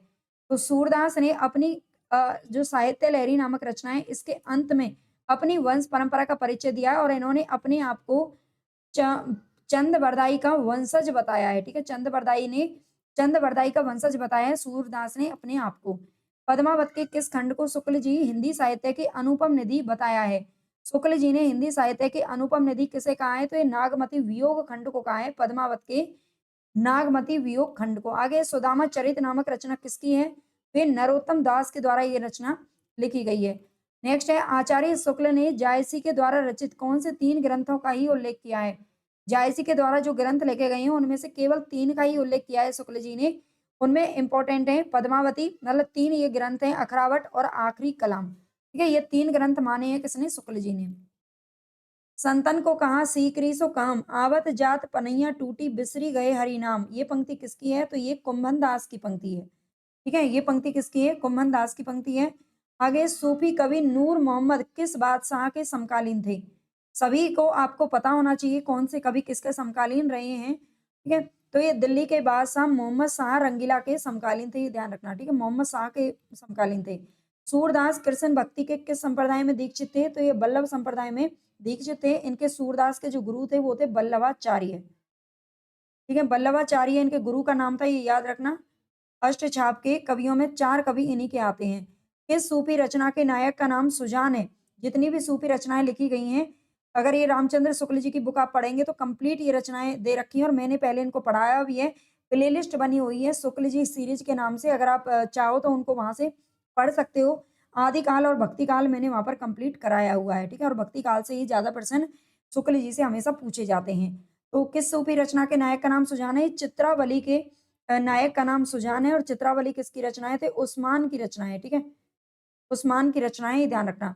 मेरे तो गिरधर गोपाल दूसरो ना कोई, ये किसका पद है? तो ये मीराबाई का पद है। पंक्तियाँ मैं आपको अलग से एक क्लास में करवाऊँगी, ठीक है? 1 या 2 क्लास जितनी बनेंगी उनमें करवाऊँगी। मेरी भव बाधा हरो, ये दोहा किस कवि का है? तो ये बिहारी लाल का है, ठीक है? मेरी भव बाधा हरो बिहारी लाल का है। राधा कृष्ण के प्रेम को लेकर कृष्ण भक्ति की जो काव्य धारा चली, उसमें लीला पक्ष अर्थात बाह्यार्थ विधान की प्रधानता रही है। ये कथन हिंदी साहित्य के किस इतिहासकार का है? तो ये शुक्ल जी का है, ठीक है? आगे पद्मावत में कौन-सा पात्र है जो सांसारिक बुद्धि का प्रतीक है? पद्मावत में एक प्रतीकात्मक शैली में लिखा गया है पद्मावत, जायसी के द्वारा लिखा गया है, ठीक है? और इसमें सांसारिक बुद्धि का प्रतीक कौन है? तो ये है नागमती, ठीक है? प्रेम वाटिका किसकी रचना है? तो ये रसखान की रचना है। आज का सबसे ईज़ी प्रश्न शायद यही है। आचार्य शुक्ल ने किस सूफी रचना को सूफी आख्यान काव्य की अखंडित परंपरा की समाप्ति माना है? तो ये माना है इंद्रावती को, जो कि नूर मोहम्मद की रचना है, ठीक है। शुक्ल जी ने इंद्रावती को मतलब सूफी आख्यान की सबसे लास्ट वाली रचना माना है, ये ध्यान रखना। आगे सखी संप्रदाय के प्रवर्तक कौन माने जाते हैं? तो ये स्वामी हरिदास माने जाते हैं सखी संप्रदाय के। कृष्ण गीतावली किसकी रचना है? तो ये तुलसीदास की रचना है। इसके कृष्ण देख करके बहुत बार बच्चे सूरदास वगैरह लगा देते हैं, ठीक है, लेकिन कृष्ण गीतावली भी तुलसीदास ने लिखा है। सूर सागर किस भाषा में लिखा गया है? तो ये ब्रज भाषा की रचना है सूर सागर। नंद ब्रज लीजे ठोकी बजाए, ये पंक्ति किस कवि की है? तो ये सूरदास की पंक्ति है। नंद ब्रज लीजे ठोकी बजाए, और ये इनका जो भ्रमर गीत नामक रचना है, ठीक है, भ्रमर गीत से ये रचना, ये जो पंक्तियां हैं वो ली गई हैं। नेक्स्ट है शुक्ल जी ने सूफी या प्रेम मार्गी शाखा का एकमात्र हिंदू कवि किसे माना है? ये सूरदास नामक एक पंजाबी को माना है, ठीक है। शुक्ल जी ने सूफी या प्रेम मार्गी शाखा का एकमात्र हिंदू कवि ये सूरदास नामक एक पंजाबी को माना है। ये वो सूरदास नहीं है जिनको हम पढ़ते हैं, ठीक है। ये सूरदास नामक कोई एक और अलग पंजाबी था जो कि सूफी प्रेम आख्यानक लिखता था, ये शुक्ल जी ने माना है। सूरदास की अधिकतर रचनाएं किस भाषा में है? तो ये ब्रज भाषा में रचनाएं लिखी हैं सूरदास ने। मनुष्य होने पर रसखान ने कहाँ बसने की इच्छा व्यक्त की है? तो गोकुल के गांव में बसने की इच्छा व्यक्त की है। कृष्ण काव्य का अधिकांश साहित्य मुख्यतः किस भाषा में लिखा गया है? तो ये ब्रज भाषा में लिखा गया है, जिसमें सूरदास, कुंभनदास ये सारे कवि मौजूद थे, वो ब्रज भाषा में ही लिखते थे। भंवर गीत किसकी रचना है? तो भंवर गीत किसकी है? ये नंददास की रचना है, ठीक है। भ्रमर गीत सूरदास की है, भंवर गीत नंददास की। और एक और रचना आती है इससे मिलती जुलती, ये मैं साथ में बता देती हूँ, वैसे अलग है, भ्रमर दूत। और ये किसकी है? तो सत्यनारायण कवि रत्न के द्वारा लिखी गई है, ठीक है। सत्यनारायण कवि रत्न के द्वारा लिखी गई है। नेक्स्ट है पुष्टि मार्ग की स्थापना किसने की थी? तो पुष्टि मार्ग की स्थापना करने वाले हैं वल्लभाचार्य। पुष्टि मार्ग का जहाज किसे कहा जाता है? तो ये सूरदास को कहा जाता है। पुष्टि मार्ग का जहाज कहने वाले कौन है? तो ये है विठलनाथ, ठीक है, विठलनाथ है। और जहाज कहा किसको है? तो ये सूरदास को कहा है। मीराबाई की उपासना पद्धति किस प्रकार की थी? तो ये माधुर्य भाव की थी, ठीक है। तुलसीदास की पूछी जाती है दास्य भाव की है, और मीराबाई की पूछी जाती है माधुर्य भाव की है। नवदा भक्ति का उल्लेख किस ग्रंथ में मिलता है? तो ये भागवत पुराण में मिलता है, ठीक है। नवदा भक्ति का यानी कि भक्ति के 9 प्रकार, भक्ति के 9 प्रकारों का उल्लेख जो मिलता है वो कहाँ पर मिलता है? भागवत पुराण में मिलता है। भ्रमर गीत में गोपियों के समक्ष उद्धव किस भूमिका में है? तो ये संदेश वाहक के रूप में गए हैं। नेक्स्ट है सूरदास के भ्रमर गीत में किसकी प्रतिस्थापना है? तो ये सगुन की सरसता की प्रतिस्थापना की गई है, सगुन की सरसता की, ठीक है, यानी कि सगुन रूप की, भगवान के सगुन रूप की पूजा इसमें की गई है। सगुन भक्ति की उत्पत्ति कहाँ से मानी जाती है? तो ये दक्षिण भारत से मानी जाती है, ठीक है। सगुन भक्ति की जो उत्पत्ति हुई है ये दक्षिण भारत से हुई है। दक्षिण भारत के वैष्णव भक्तों को क्या कहा जाता है? तो ये आलवार कहा जाता है, जबकि जो शैव भक्त होते हैं, शैव भक्तों को क्या कहते हैं? नयनार कहते हैं। कई बार इनमें कंफ्यूज हो जाता है, ठीक है। शैव भक्तों को नयनार कहा जाता है और वैष्णव भक्तों को आलवार। आलवारों की संख्या कितनी है? 12 है, और ये कृष्ण और राम दोनों की आराधना करते थे। जबकि जो नैनार है इनकी संख्या कितनी थी? 63 थी, ठीक है, ये ध्यान रखना। भक्तमाल के रचयिता कवि कौन है? तो ये है नाभादास। भक्तमाल किसने लिखा है? नाभादास ने लिखा है। आचार्य रामचंद्र शुक्ल के अनुसार रामचरितमानस की रचना कितने समय में पूरी हुई थी? तो 2 वर्ष 7 महीने में पूरी हुई थी, ठीक है। 2 वर्ष और 7 माह लगे थे इसमें। लोकनायक वही हो सकता है जो समन्वय करने का अपार धैर्य लेकर आया हो। उनका सारा काव्य समन्वय की विराट चेष्टा है। इन पंक्तियों के लेखक कौन है? तो ये आचार्य हजारी प्रसाद द्विवेदी हैं। तुलसी के प्रमाणिक ग्रंथों की संख्या कितनी है? तो ये 12 मानी है। शुक्ल जी ने तुलसी के प्रमाणिक ग्रंथ जो माने हैं वो 12 माने हैं। आलवार संतों में सर्वाधिक लोकप्रिय संत कौन थे? तो ये थे सटकोप, ठीक है। आलवार संतों में जो 12 संत हुए हैं उनमें सबसे अधिक लोकप्रिय हैं सटकोप। रामचरितमानस किस भाषा में लिखी गई है? तो अवधी भाषा में लिखी गई है। इनकी जो 12 रचनाएं उनमें से 6 अवधी भाषा की रचनाएं मिलती हैं और 6 किस में मिलती हैं? ब्रज भाषा में मिलती हैं, ये ध्यान रखिएगा, ठीक है। नेक्स्ट है गोरख जगायो जोग भक्ति भगायो लोग, ये पंक्तियां किसकी हैं? तो ये तुलसीदास की पंक्तियां हैं। प्राणचंद्र चौहान का संबंध भक्ति के किस शाखा से है? तो ये राम भक्ति शाखा से है प्राणचंद्र चौहान का संबंध, ये ध्यान रखना। और प्राणचंद्र चौहान ने कौन सा जो मैं रचना लिखी है ना? प्राणचंद्र चौहान की कौन सी रचना है? आप बताइएगा मुझे कमेंट करके। एक आध कमेंट आप कर दिया करो, यही कमेंट आप पहले कर देना, बाद में फिर पूरी वीडियो देख लेना, ठीक है। दशरथ सुत तिहु लोक बखाना राम नाम को मरम न आना, ये काव्य पंक्ति किसने कही है? तो ये कही है कबीर दास ने, ठीक है। दशरथ सुत त्यों लोक बखाना, राम नाम को मरम ना आना। आलवार संतों का प्रसिद्ध ग्रंथ कौन सा है? तो ये है नलियार दिव्य प्रबंधनम, ठीक है। नलियार दिव्य प्रबंधनम। आलवार संतों के लगभग 4000 पद हैं जो इसमें संकलित किए गए हैं, ठीक है। नलियार दिव्य प्रबंधनम। आगे है अव लो नसानी अव ने नसे हो। तुलसीदास की उक्ति किस रचना से ली गई है? ये विनय पत्रिका नामक रचना से ली गई है। और विनय पत्रिका जो इनकी रचना है ये ब्रज भाषा में लिखी गई है। इनकी भाषा बहुत इंपॉर्टेंट है, पूछी जाती है। तुलसीदास की भक्ति किस भाव की है? तो ये दास्य भाव की है। रामचरितमानस में कुल कितने खंड हैं? तो ये 7 खंड है, ठीक है। सॉरी 7 कांड है। और 7 कांडों के आपको क्रम से पता होना चाहिए, ठीक है। इनके सबके मैंने जितनी भी रचनाएं करवाई ना, मैंने पहले बहुत सारी क्लासेस करवाई थी ऑनलाइन, उन सब में करवाए थे। और मैं शॉर्ट वीडियो के माध्यम से छोटी छोटी चीजें आपको करवा दूंगी, ठीक है। और अगर आप चाहो 5000 इसी प्रकार के वन लाइनर प्रश्न है, 5000 प्रश्न, ठीक है। कुछ केवल कवि और कविताएं हैं, कुछ इस तरह से पूरे वन लाइनर फॉर्म में लिखे गए हैं। पूरा पत्रकारिता पुरस्कार सब कुछ है उसमें। अगर आप ये लेना चाहते हैं तो ये पूरी पीडीएफ तो आपको मिलेगी भाई 99 रुपए में, एप्लीकेशन से मिल जाएगी। कमेंट बॉक्स में आपको लिंक मिल जाएगी, ठीक है। वहां से जाकर के आप ले सकते हो। अदरवाइज कुछ पीडीएफ आपको टेलीग्राम पर भी शेयर कर दी जाती है, वहां से भी आप जोड़ सकते हो। सगुन धारा की राम भक्ति शाखा में लक्ष्मण का अवतार किसे माना जाता है? तो सगुन धारा की जो राम भक्ति शाखा है उसमें लक्ष्मण का अवतार माना जाता है रामानुजाचार्य को, ठीक है। इसे शेषनाग या फिर लक्ष्मण का अवतार कहते हैं। नेक्स्ट है अयोध्या कांड के प्रथम श्लोक में किसकी स्तुति की गई है? तो ये शंकर की गई है। अयोध्या कांड के प्रथम श्लोक में शंकर जी की स्तुति की गई है, ध्यान रखना। राम राज्य अभिषेक की तैयारी रामचरितमानस के किस कांड का हिस्सा है? राम राज्य अभिषेक की तैयारी यानी कि राम राज्य राजा राम को राजा बनाने की जो तैयारी चल रही है वो किसमें है? अयोध्या कांड में की जा रही है। राम और सीता के विवाह के अवसर पर किस कवि ने मिथिला की स्त्रियों से गारी गीत भी गवाया है? गारी देने की जो ये मतलब एक रिवाज होती है, ठीक है। ये ब्याह शादियों में एक रिवाज होती है जो गारी वगैरह गाली वगैरह देने का, मतलब हंसी मजाक का एक गीत होता है, ठीक है। तो एक केशव दास ने करवाया है। खेल कौतुकम किसकी रचना है? तो ये रहीम दास की रचना है। स्वामी अग्रदास का संबंध किस भक्ति शाखा से है? तो राम भक्ति शाखा से है। अग्रदास का संबंध याद रखना, ठीक है। और अग्र अलीव के नाम से भी इनको जाना जाता है। भक्ति काल के किस कवि को जातीय कवि कहते हैं? तो ये तुलसीदास को जातीय कवि की उपाधि दी गई है। बरवे रामायण किसकी रचना है? बरवे रामायण तुलसीदास की रचना है। और जबकि बरवे नाई का भेद अगर पूछ लिया जाए तो वो रहीम दास की रचना है।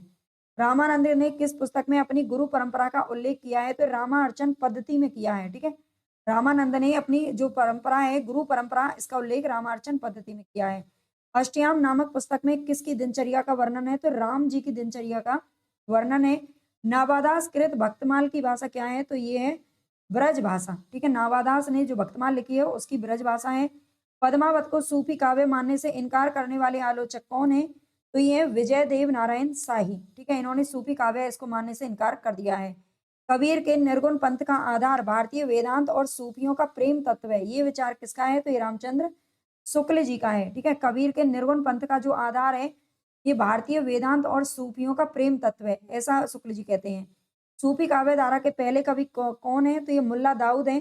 देखिए सूफी काव्य धारा के पहले कवि के तौर पर अलग अलग विद्वानों ने अलग अलग को माना है, ठीक है। लेकिन मुल्ला दाऊद को कौन मानते हैं? तो राम कुमार वर्मा जी मानते हैं, ये ध्यान रखना।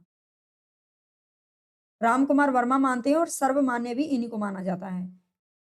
सर्वमान्य यही है। मधुमालती किसकी रचना है? तो मंजन कवि की रचना है, 1545 ईस्वी में लिखी गई थी मधुमालती, ध्यान रखना।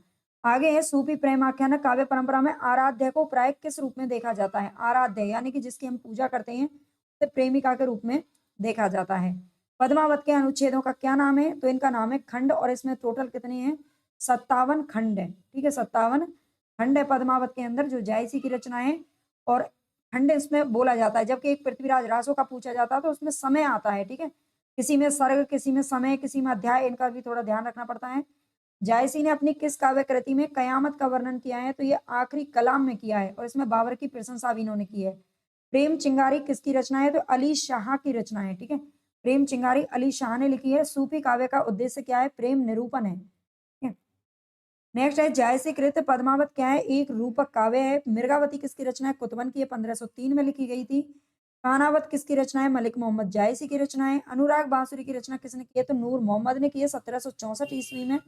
ठीक है। और जो इनकी इंद्रावती है, एक इनकी इंद्रावती नामक जो रचना है, ये लिखी गई थी 1744 ईस्वी में। ठीक है, दोनों का याद रखना। साधना की चार अवस्था शरीयत, तरीकत, मारिफत और हकीकत का संबंध किससे है? तो ये सूफी साधना से इनका संबंध है। ठीक है, साधना की चार अवस्थाएं बताई हैं सूफियों ने। पद्मावत में पद्मिनी किसका प्रतीक है? तो परम सत्ता का प्रतीक है, जबकि नागमती सांसारिक बुद्धि का प्रतीक है। जायसी के श्रृंगार में मानसिक पक्ष प्रधान है, शारीरिक गौण है। ये कथन किसने कहा है? तो रामचंद्र शुक्ल जी ने कहा है। मलिक मोहम्मद जायसी को जायसी क्यों कहा जाता है? जायस नामक स्थान के रहने वाले थे, इसलिए इनको जायसी कहा जाता है। सूफी काव्य पद्धति का अंतिम ग्रंथ कौन सा है? तो ये इंद्रावती है, जो कि नूर मोहम्मद के द्वारा लिखा गया है। आगे जायसी की कौन सी रचना अक्षय कीर्ति के आधार पर लिखी गई है? तो ये लिखी गई है पद्मावत। ठीक है, अक्षय कीर्ति के आधार पर। मोही का हंसेसी की कोहरई, ये किसने किससे कहा है? तो जायसी ने शेरशाह सूरी से कहा है। जायसी एक आंख के काने थे, और शेरशाह सूरी एक बार शेरशाह सूरी ने एक बार इनका मजाक उड़ाया, एक बार इनका इनके ऊपर हंसे, है ना, मखौल किया, तब इन्होंने ये वाली पंक्ति बोली थी। फारसी में लिखित रचना है रोज़तुल हकायक। इस रचना के रचनाकार कौन है? तो ये नूर मोहम्मद ने ही लिखा है फारसी में। निरंजन संप्रदाय के प्रवर्तक कवि कौन है? तो ये है स्वामी हरिदास।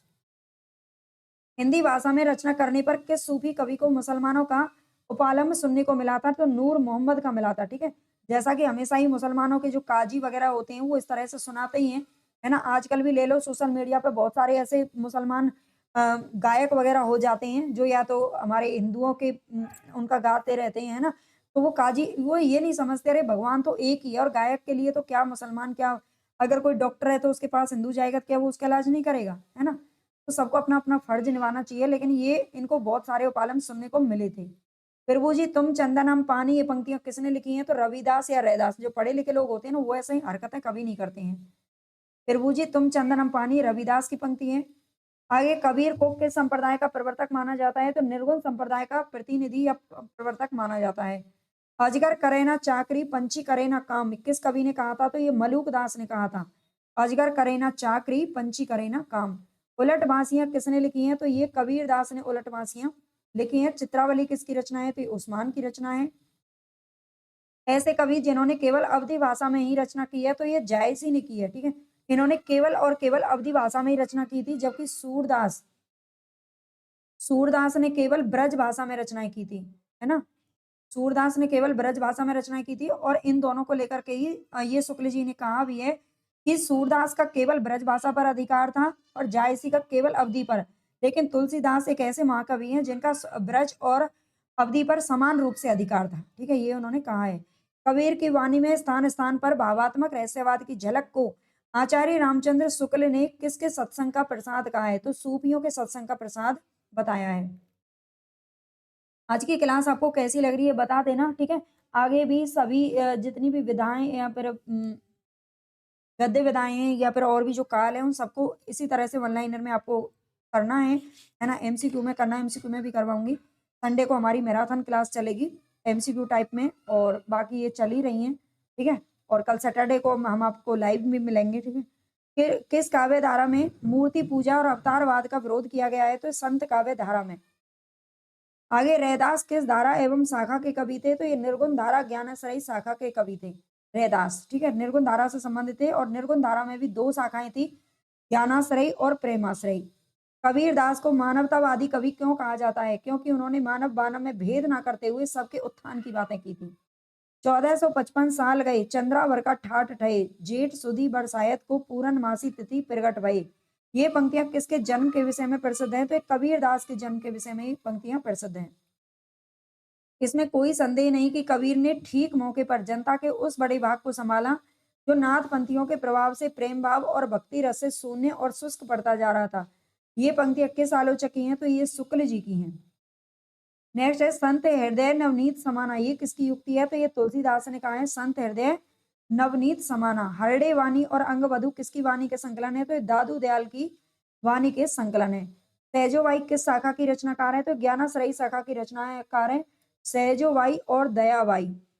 ठीक है, सहजोबाई और दयाबाई ये दोनों ज्ञानाश्रयी शाखा की रचनाएं, और ये चरण दास की शिष्या थी दोनों ही। इसकी थी चरण दास की शिष्या थी, ये भी ध्यान रखना है। आगे ज्ञान बोध के रचनाकार कौन है? तो ये मलूक दास ज्ञान बोध बोध के रचनाकार हैं। और एक और रचना है ज्ञान समुद्र, वो सुंदर दास ने लिखी है। नीमा किस कवि की माता का नाम था?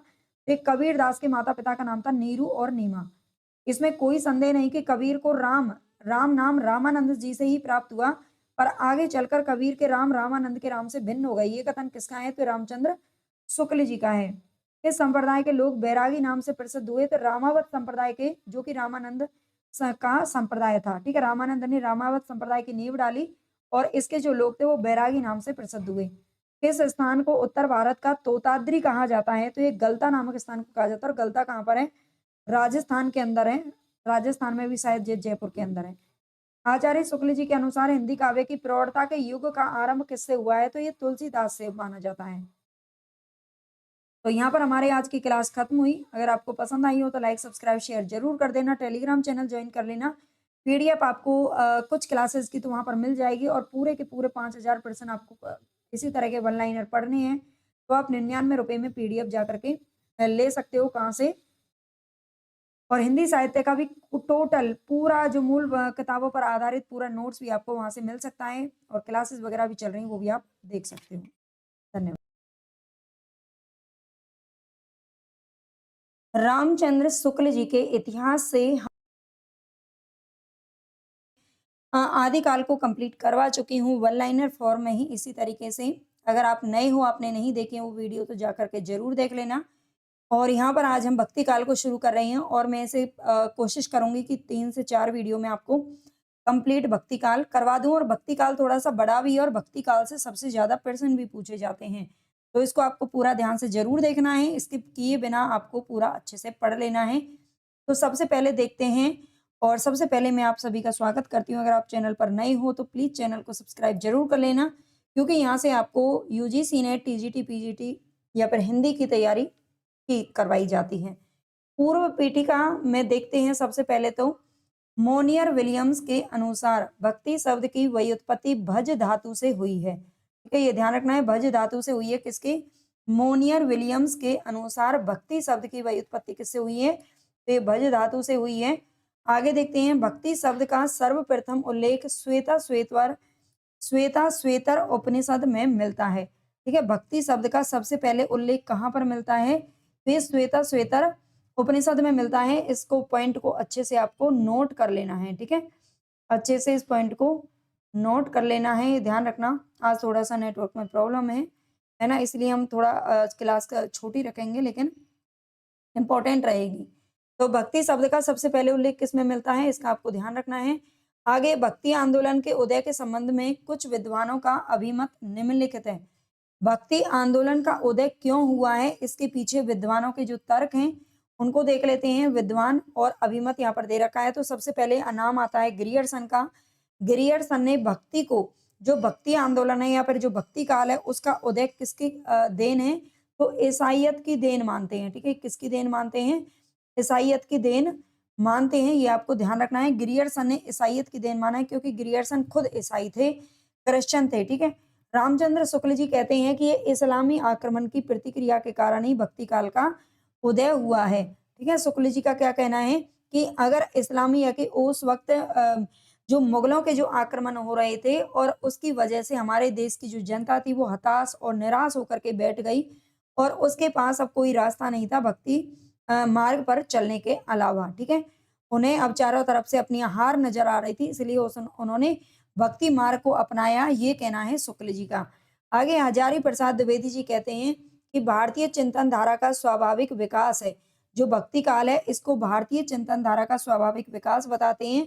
हजारी जी कहते हैं कि चाहे मुगलों के आक्रमण हुए होते या नहीं होते, उनकी वजह से भक्ति काल शुरू नहीं हुआ। ये भारतीय, मतलब जो भारत के लोग थे, उनका अपना खुद का चिंतन का, खुद का उनका स्वाभाविक विकास है, जैसे कि समय समय पर परिवर्तन होते रहते हैं। गजानन माधव मुक्तिबोध का ये कहना है कि ऐतिहासिक सामाजिक शक्तियों के रूप में जनता के दुख व कष्टों से भक्ति काल का उदय हुआ है। ठीक है, ये मुक्तिबोध का कहना है कि ऐतिहासिक सामाजिक शक्तियों के रूप में जनता के दुख व कष्टों से क्या हुआ है? भक्ति काल का उदय हुआ है। रामविलास शर्मा जी का कहना है कि भक्ति आंदोलन एक जातीय और जनवादी आंदोलन है। ठीक है, भक्ति आंदोलन को जातीय आंदोलन कहने वाले कौन है? तो ये रामविलास शर्मा जी हैं। संबंध में कुछ विद्वानों के मत निम्न है। यहाँ पर मतलब अभी तो हमने देखा है कि भक्ति आंदोलन का जो उदय हुआ है उसके पीछे क्या मत है, लेकिन भक्ति आंदोलन का उद्गम स्थल है उसके बारे में थोड़ा सा देखते हैं। तो रामचंद्र शुक्ल का नाम सबसे पहले आता है। यहाँ पर शुक्ल जी क्या कहते हैं कि भक्ति का जो सोता दक्षिण की ओर से धीरे धीरे उत्तर भारत की ओर पहले से ही आ रहा था। भक्ति का जो सोता यानी कि भक्ति काल तो आप जानते हैं, पहले हमने आदिकाल में भी पढ़ा था। अलग-अलग धर्मों के लोग थे, अलग-अलग अपने धर्मों का प्रचार करने के लिए वो रचनाएँ कर ही रहे थे, है ना? और भक्ति का जोश होता दक्षिण की ओर से धीरे-धीरे उत्तर भारत की ओर पहले से ही आ रहा था। उसे राजनीतिक परिवर्तन के कारण, ठीक है? राजनीतिक परिवर्तन के कारण शून्य पड़ते हुए जनता के हृदय क्षेत्र में फैलने के लिए पूरा स्थान मिल गया। ठीक है? तो ये शुक्ल जी का कहना है, याद रखना इस पॉइंट को। आगे आचार्य शुक्ल ने दक्षिण में भक्ति का उद्भव स्वीकार किया है। भक्ति का जो उद्भव है यानी कि भक्ति की जो उत्पत्ति है वो सबसे पहले कहाँ से मानी गई है शुक्ल जी के अनुसार? तो ये दक्षिण से मानी गई है, जो हमारे भारत का दक्षिण भाग है। आगे गरियर्सन का ये कहना है कि बिजली की चमक के समान अचानक समस्त पुराने धार्मिक मतों के अंधकार के ऊपर एक नई बात दिखाई दी। कोई हिंदू यह नहीं जानता कि यह बात कहाँ से आई और कोई भी इसके प्रादुर्भाव का कारण निश्चित नहीं कर सकता। ठीक है, बिजली की चमक के समान अचानक से ही समस्त पुराने धार्मिक मतों के अंधकार के ऊपर एक नई बात दिखाई दी। ठीक है, कोई हिंदू ये नहीं जानता था कि ये बात कहाँ से आई और कोई भी इसके प्रादुर्भाव का यानी कि ये कहाँ से इसकी उत्पत्ति हुई है, कहाँ से ये चला है आंदोलन, कहाँ से भक्ति की शुरुआत हुई है, इसका कारण कोई नहीं जान सकता। ये ग्रियर्सन का मानना है। ठीक है, किसका मानना है? ग्रियर्सन का मानना है, ध्यान देना। आगे है देश में मुसलमानों का राज्य प्रतिष्ठित हो जाने पर हिंदू जनता के हृदय में गौरव, गर्व और उत्साह के लिए वह अवकाश नहीं रह गया। उसके सामने ही उसके देव मंदिर गिराए जाते थे, देव मूर्तियां तोड़ी जाती थी। ये बता रहे हैं कि देश में मुसलमानों का राज्य प्रतिष्ठित हो जाने पर यानी कि यहाँ पर मुगलों का जो शासन था वो आ चुका था और उनका राज्य प्रतिष्ठित हो जाने पर जो हिंदू जनता थी उनके हृदय में गौरव, गर्व और उत्साह के लिए अब कोई अवकाश नहीं रह गया था। उसके सामने ही उसके देव मंदिर गिराए जा रहे थे, ठीक है? देव मंदिर गिराए जा रहे थे, आप जानते हैं, आपने पढ़ा होगा। मोहम्मद गौरी हो या फिर उस वक़्त के कई शासक थे जिन्होंने बाहर से आए और हमारे मंदिरों को गिरा देते थे, मंदिरों में देव मूर्तियों को तोड़ रहे थे, चुरा करके ले जाते थे और पूज्य पुरुषों का अपमान होने लगा था और वे कुछ भी नहीं कर पा रहे थे। जो हमारे देश के लोग थे वो इतने असहाय थे कि कुछ भी नहीं कर पा रहे थे। ऐसी दशा में अपनी वीरता के गीत ना तो वे गा सकते थे और ना बिना लज्जित हुए सुन ही सकते थे। आगे चलकर जब मुस्लिम साम्राज्य दूर तक स्थापित हो गया, तब परस्पर लड़ने वाले स्वतंत्र राज्य भी नहीं रह गए थे। इतनी भारी राजनीति उलटफेर के पीछे हिंदू जन समुदाय पर बहुत दिनों तक उदासी छाई रही। अपने पौरुष से हताश जाति के लिए भगवान की शक्ति और करुणा की ओर ध्यान ले जाने के अतिरिक्त दूसरा मार्ग ही क्या था? ठीक है, तो ये पूरा यहाँ पर वाक्य जो है ये किसका कहना है? तो रामचंद्र शुक्ल जी का कथन है। ठीक है, ये जरूरी नहीं है कि इतना लंबा चौड़ा पूछा जाए, लेकिन इसमें से एक दो लाइन भी आपको हमेशा ही पूछी जाती हैं। आगे लेकिन जोर देकर कहना चाहता हूँ कि अगर इस्लाम नहीं आया होता तब भी इस साहित्य का अब बारह आना वैसा ही होता जैसा कि आज है। यानी कि भक्ति काल का जो साहित्य लिखा जा रहा है वो वैसा ही लिखा जाता जैसा कि लिखा जा रहा है, या फिर जैसा ये भक्ति काल चल रहा है वैसा ही होता अगर इस्लाम नहीं आया होता तब भी। ठीक है, ये किसका कहना है? तो ये हजारी प्रसाद द्विवेदी जी का कहना है। ये वल्लभाचार्य जी का कथन है। वल्लभाचार्य जी क्या कहते हैं? म्लेच्छाक्रान्तेषु देशेषु कलिय कनिलयेषु च सत्पीडा व्यग्रलोकेषु कृष्ण एव गतिर्मम। ठीक है, तो ये किसने कहा है? कृष्ण नाम श्रेय स्त्रोत से लिया गया है, जो कि वल्लभाचार्य जी का कथन है। आगे देखते हैं, जॉर्ज ग्रियर्सन ने भक्ति काल को हिंदी साहित्य का स्वर्ण युग की संज्ञा दी है। ठीक है, ग्रियर्सन ने भक्ति काल को हिंदी साहित्य का क्या बताया है? तो स्वर्ण युग की संज्ञा दी है, ये ध्यान रखना। एक और नाम आता है भक्ति काल को स्वर्ण काल की संज्ञा दी है श्याम सुंदर दास जी ने, तो उनका भी नाम याद रखना। डॉक्टर रामविलास शर्मा ने भक्ति काल को लोक जागरण काल की संज्ञा दी है। ठीक है, लोक जागरण लोक जागरण काल की संज्ञा किसने दी है? तो रामविलास शर्मा जी ने दी है। और जबकि आचार्य हजारी प्रसाद द्विवेदी ने भक्ति आंदोलन को लोक जागरण की संज्ञा दी है। लोक जागरण काल, सिर्फ काल जोड़ दिया है किसने? रामविलास शर्मा जी ने, और लोक जागरण का है हजारी प्रसाद द्विवेदी ने। तो दोनों ही पॉइंट याद रखना। आगे हम देखते हैं, इसके 4 भागों में ये इसको बांटा गया है भक्ति काल को। अब 4 भागों में से इसका जो पहला भाग आता है, अच्छा इसमें धारा 2 ही है, सगुण धारा और निर्गुण धारा, ठीक है? सगुण धारा और निर्गुण धारा। निर्गुण धारा के 2 भाग हैं, ठीक है? और सगुण धारा के भी 2 भाग हैं। निर्गुण धारा में ज्ञानाश्रयी शाखा और जो प्रेमाश्रयी शाखा है सूफियों की, दोनों आती हैं। तो सबसे पहले आज हम यहाँ पर पढ़ने वाले हैं निर्गुण धारा की जो ज्ञानाश्रयी शाखा है, इसके बारे में देखेंगे। उन्होंने कई नाम दिए हैं जो कि निम्न है। यहाँ पर सबसे पहले तो इसका नाम देख लेते हैं। रामचंद्र शुक्ल जी ने ज्ञानाश्रयी शाखा का नाम दिया है। हजारी प्रसाद द्विवेदी जी निर्गुण भक्ति का नाम देते हैं। राम कुमार वर्मा ने संत काव्य का है। परशुराम चतुर्वेदी और गणपति चंद्र गुप्त और राम कुमार वर्मा तीनों ने संत काव्य का नाम दिया है, ठीक है? ये अच्छे से आपको याद रख लेना है।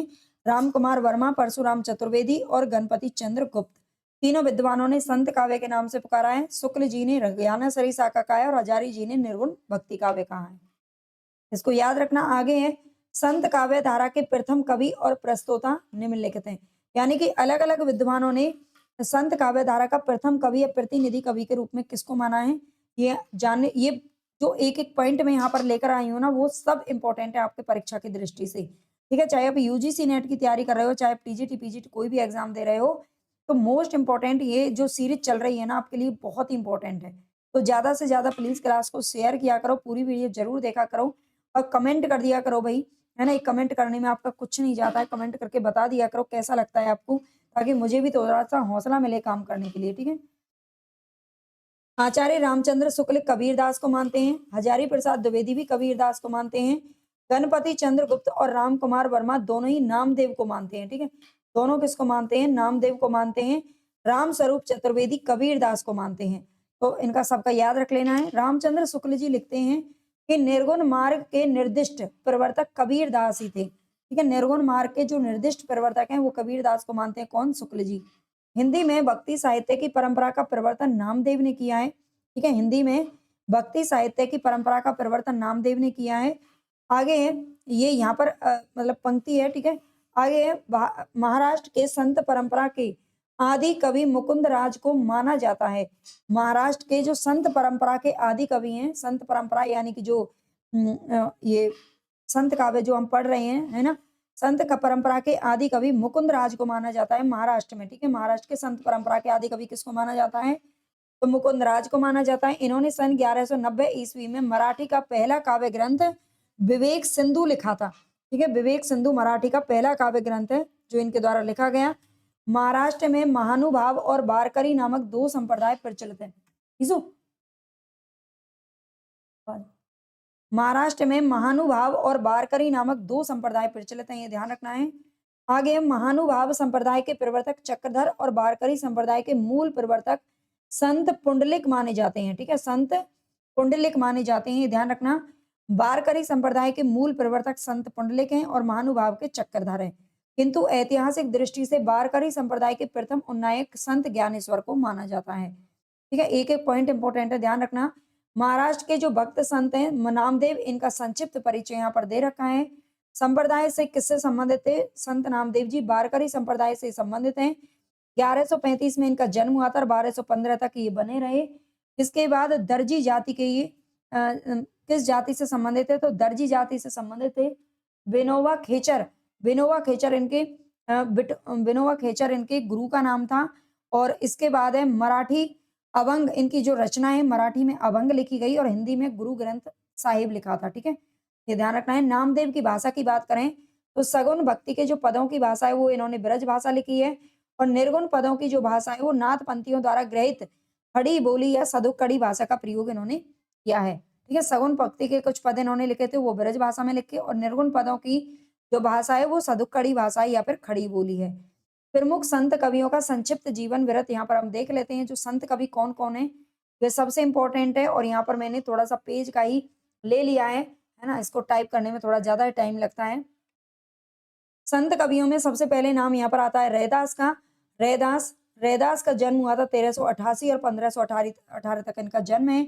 काशी में जन्म हुआ था। रामानंद गुरु का नाम है, चमार जाति से ही संबंधित थे। कबीरदास का जन्म 1398 ईस्वी 1518 तक रहे। काशी में इनका भी जन्म हुआ था। कबीरदास का जन्म भी कहाँ पर हुआ था? तो काशी के अंदर हुआ था। रामानंद इनके गुरु का नाम है और जुलाहा जाति से संबंधित है। माता पिता है इनके नीरू और नीमा, ठीक है, नीरू और नीमा इनके माता पिता का नाम है। जम्बनाथ, जम्बनाथ कवि का नाम आता है। मैं नाम आपको पढ़ लेती हूँ, ये पीडीएफ आप पढ़ लेना, ठीक है। इसकी लिंक आपको बाद में टेलीग्राम पर मिल जाएगी और पढ़ इसको आप पॉज करके अच्छे से पढ़ लेना, ठीक है। प्रमुख जो कवि हैं मैं उनको बता देती हूँ। संत कवियों में रैदास, कबीरदास, जम्बनाथ, हरिदास, निरंजनी और इसके बाद है गुरु नानक, सींगा, लालदास, दादू दयाल, मलूकदास, बाबालाल और सुंदरदास का नाम इसमें आता है। बाकी ये कहाँ के रहने वाले हैं, इनका जन्म कब हुआ है, आप चाहें तो इनको एक जगह पर नोट कर सकते हैं और आपके पास नोट है तो अच्छी बात है, आप इसकी पीडीएफ टेलीग्राम से भी पढ़ सकते हैं, ठीक है। डॉक्टर बच्चन सिंह ने लिखा है हिंदी भक्ति काव्य का प्रथम क्रांतिकारी पुरस्कर्ता कबीर है, ठीक है। ये बच्चन सिंह का कथन है और बार बार पूछा भी जाता है। मुसलमानों के अनुसार कबीर के गुरु का नाम था सूफी फकीर शेख तकी, ठीक है। सूफी जो फकीर थे शेख तकी को मानते हैं मुसलमान। मुसलमान जो हैं ये शेख तकी को कबीर के गुरु के रूप में मानते हैं। लेकिन जो हिंदू हैं वो किसको मानते हैं? ये सिकंदर लोदी के पीर थे। कौन थे? सिकंदर लोदी के पीर थे। जबकि कबीरदास ने अपनी वानियों में रामानंद को अपना गुरु बताया है, ये ध्यान रखना, ठीक है। कबीर की वाणी का जो संग्रह है उनके शिष्य धर्मदास ने बीजक नाम से सन 1464 ईस्वी में किया था। कबीर के बारे में कहा जाता है कि ये बिल्कुल निरक्षर थे, बिल्कुल भी पढ़े लिखे नहीं थे, एक भी दिन इन्होंने विद्यालय नहीं देखा, ठीक है, ना पढ़ना जानते थे ना लिखना जानते थे। लेकिन ये जो बात कहते थे, जो वाणी ये बोलते थे, उसको जो ज्ञान ये बांटते थे, उसके ज्ञान का संग्रह किसने कर लिया? इनके शिष्य धर्मदास ने किया। और किस नाम से? बीजक नाम से। 1464 ईस्वी में बीजक के 3 भाग किए गए हैं, रमेनी, शबद और साखी, ठीक है। साखी, शबद, रमेनी, इस तरह से इसको बोल देते हैं। कबीर की रचनाओं में प्रयुक्त छंद एवं भाषा निम्न है। इनके जो तीनों भाग हैं ये बहुत ज्यादा इंपॉर्टेंट है। ये स्लाइड जो आपको दिख रही है ना, चाहे तो स्क्रीनशॉट ले लेना वरना नोट कर लेना। साखी का अर्थ होता है साक्षी। साखी में दोहा छंद का प्रयोग किया गया है और इसकी भाषा है राजस्थानी, पंजाबी, मिली खड़ी बोली, ठीक है। आज जो ये थोड़ा पेन है ना वो ठीक से नहीं चल रहा है क्योंकि आज थोड़ा सा नेटवर्क में प्रॉब्लम है ना। तो साखी में दोहा छंद का प्रयोग किया गया है, ये ध्यान रखना। और इसकी भाषा कौन सी है? राजस्थानी, पंजाबी, मिली खड़ी बोली। शब्द का अर्थ है शब्द, इसमें गे पद का प्रयोग किया गया है। भाषा इसकी है ब्रज भाषा और पूर्वी बोली, ठीक है। शब्द में जो भाषा का प्रयोग किया गया है वो ब्रज भाषा और पूर्वी बोली से संबंधित है। रमेनी का अर्थ है रामायण, इसमें दोहा चौपाई छंद का प्रयोग किया गया है और इसकी भाषा है ब्रज भाषा और पूर्वी बोली। कबीरदास की भाषा को श्याम सुंदर दास ने पंचमेल खिचड़ी कहा है। रामचंद्र शुक्ल ने सदुक्कड़ी आदि नाम से इसको अभिहित किया है, ठीक है। कबीरदास की भाषा के बारे में बहुत बार पूछा जाता है। श्याम सुंदर दास ने कबीरदास की भाषा को पंचमेल खिचड़ी नाम दिया है, शुक्ल जी ने सदुक्कड़ी नाम दिया है और जबकि हजारी प्रसाद द्विवेदी ने कबीर को भाषा का डिक्टेटर कहा है, ठीक है। भाषा का डिक्टेटर कहने वाले कौन है? तो हजारी प्रसाद द्विवेदी हैं। आचार्य रामचंद्र, आगे है आचार्य रामचंद्र शुक्ल के अनुसार, चला गया। आचार्य रामचंद्र शुक्ल के अनुसार कबीर की वचनावली की सबसे प्राचीन प्रति सन 1512 ईस्वी की लिखी गई है, ठीक है। शुक्ल जी के अनुसार कबीर की जो वचनावली की सबसे प्राचीन प्रति है वो 1512 ईस्वी में लिखी गई है, ठीक है। कबीर की वाणियों का सबसे पुराना नमूना कहाँ मिलता है? तो गुरु ग्रंथ साहिब में मिलता है। कबीर के संबंध में महत्वपूर्ण तथ्य, अगर आपने कभी भी हिंदी साहित्य नहीं पढ़ा है, अगर आप किसी भी परीक्षा की तैयारी कर रहे हो, हिंदी साहित्य आपका सब्जेक्ट है और आप ये तो बहुत अच्छी तरह से जानते होंगे कि हमारे लिए जो पंक्तियाँ और कथन होते हैं आलोचकों के, वो कितने ही ज़्यादा इम्पोर्टेंट होते हैं। तो ये जो वीडियो है हम इसमें पढ़ने वाले हैं भक्ति काल की प्रमुख पंक्तियों को, जो बार-बार आपके एग्ज़ाम्स में पूछी जाती रही हैं। इसका आज ये पार्ट 1 है, एक पार्ट इसका और कराना पड़ेगा क्योंकि बहुत सारी पंक्तियाँ हैं, बहुत सारे कवि हैं, जो अभी हमारे रह गए हैं। तो अभी यहाँ पर हम जो मुख्य-मुख्य कवि हैं, उनका देखेंगे, ठीक है? तो उम्मीद करती हूँ कि ये वीडियो आपके लिए काफ़ी यूज़फुल रहेगी, आपको पसंद आएगी। पसंद आई तो भई लाइक, सब्सक्राइब, शेयर ज़रूर कर देना और हाइप कर दिया करो वीडियो को।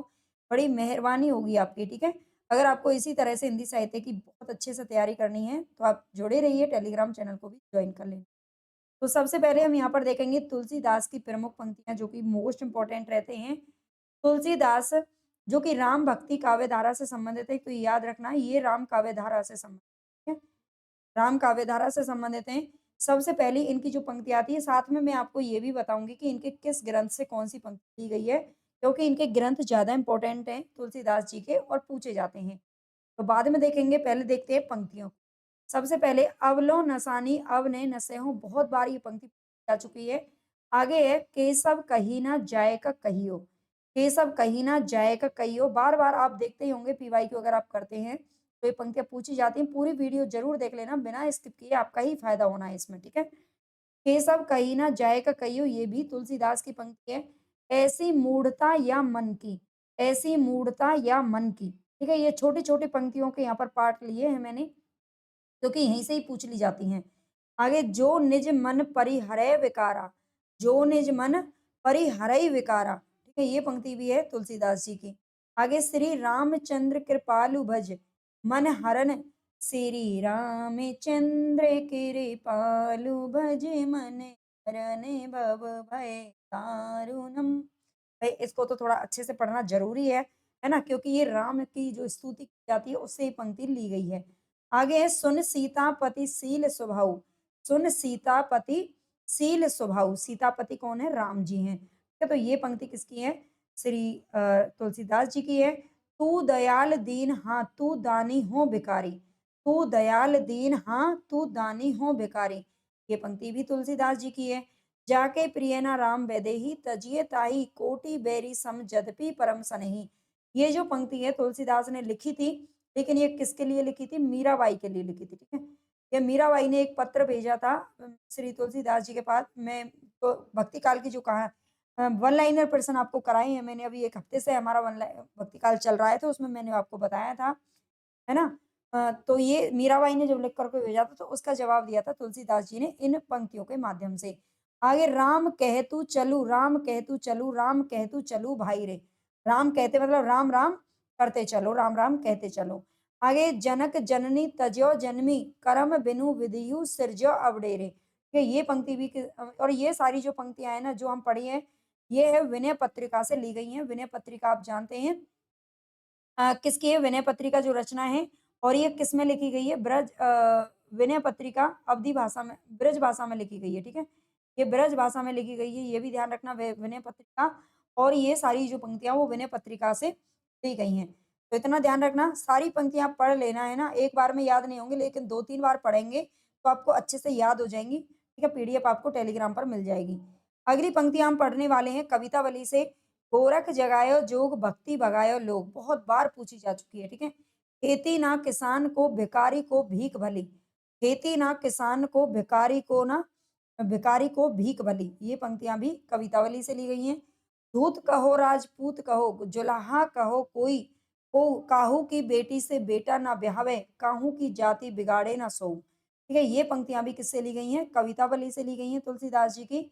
मातु पिता जग जाई तज्यो, विधिहु ना लिख्यो कुछ भाल भलाई, मातु पिता जग जाई तज्यो, विधिहु ना लिख्यो कुछ भाल भलाई, ये पंक्तियां, ये सारी की सारी पंक्तियां कवितावली की लिखी हैं।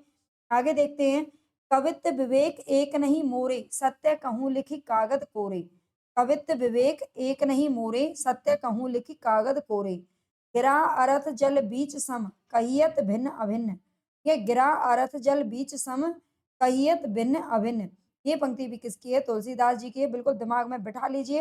हो सके तो मेरे साथ-साथ में इन पंक्तियों को आप लिखते हुए चलें, है ना? ज़्यादा अच्छे से आपको एक बार पढ़ लीजिए, फिर लिखिए, फिर पढ़िए, फिर लिखिए। ऐसा हो ही नहीं सकता पंक्तियों से आपका कोई क्वेश्चन गलत हो जाए फिर। अगुन सगुन हुई ब्रह्म स्वरूपा, अगुन सगुन हुई ब्रह्म स्वरूपा। आगे है कामिनी नारी प्यारी जिमी, लोभई प्रिय निमिदाम। ये कामिनी नारी प्यारी जिमी लोभई प्रिय निमिदाम, ये पंक्ति भी तुलसीदास जी की है। जेही के जेही पर सत्य सनेहु, सो तिन मिलही ना कहू संदेहु, के जेही पर सत्य सनेहु, सो तिन मिलही ना कहू संदेहु। आगे विधिहु ना नारी हृदय गति जानी, विधिहु ना नारी हृदय गति जानी, जो ना मित्र दुख होई दुखारी, ठीक है? जो ना मित्र हो दुख होई दुखारी, ये सारी पंक्तियां रामचरितमानस से ली गई हैं, यहाँ पर लिखा हुआ है। आगे देखते हैं, तिन्ही विलोकत पातक भारी, ईश्वर अंश जीव अविनाशी, चेतन अमल सहज सुखरासी, ईश्वर अंश जीव अविनाशी चेतन अमल सहज सुखरासी। ये सारी पंक्तियाँ किससे ली गई हैं? तो इनके जो महाकाव्य है, अवधि का महाकाव्य है, कविता रामचरितमानस, इससे ली गई हैं। इसके अंदर 7 कांड हैं। आगे देखते हैं, एक भरोसा एक बल एक आस विश्वास, एक राम घनश्याम हित चातक तुलसीदास। ये सारी जो पंक्तियां वो दोहावली से ली गई हैं। आगे देखते हैं जो इनका ग्रंथ है, चार गांव को ठाकरो मन को महामहीप, तुलसी या कलिकाल में अथय टोडर दीप। ठीक है, ये टोडरमल के बारे में कहा गया है। टोडरमल जो कि अकबर के नवरत्नों में से एक थे। चार गांव को ठाकरो मन को महामहीप, तुलसी राम सनेह को सिर पर भारी भारू, टोडर कांधा नहीं दियो सब कही रहे उतारू। ठीक है, ये दोहावली की पंक्तियां हैं, ध्यान रखना। साखी सब्दी दोहरा कही कहनी उपखान, भक्ति निरूपई भगत कली निंदहि वेद पुराण। ये भी दोहावली से ली गई। ये सारी मैंने प्रमुख पंक्तियां यहाँ पर रखी गई हैं जो कहीं ना कहीं एग्जाम में आपसे पहले पूछ ली गई हैं। आगे हम देखेंगे गुरु नानक की प्रमुख पंक्तियां।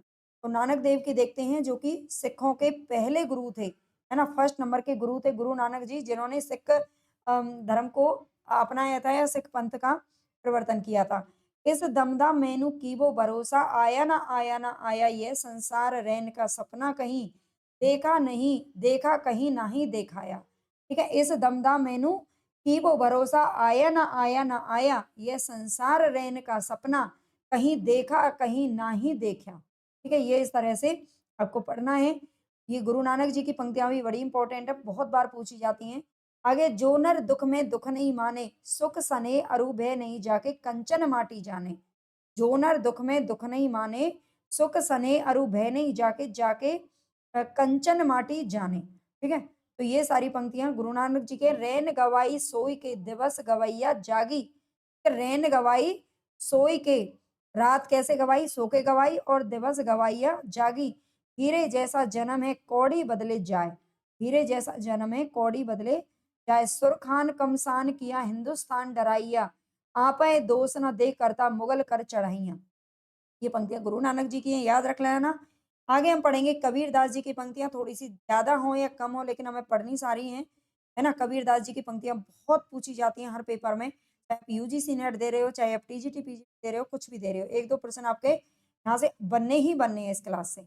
आगे, गहना एक कनकते गहना, इहे में भावना दूजा, कहन सुनन कोई दुई करी पापिन, एक मिजाज एक पूजा। ठीक है, गहना एक कनकते गहना, इहे में भावना दूजा, कहन सुनन कोई दुई करी पापिन, एक मिजाज एक पूजा। ठीक है, तो ये पंक्तियां किसकी हैं? कबीरदास जी की हैं। सूर समाना चंद में किया घर एक, सूर समाना चंद में किया घर एक, नैया बिच नदिया डूबती जाए, कबीरदास जी की है।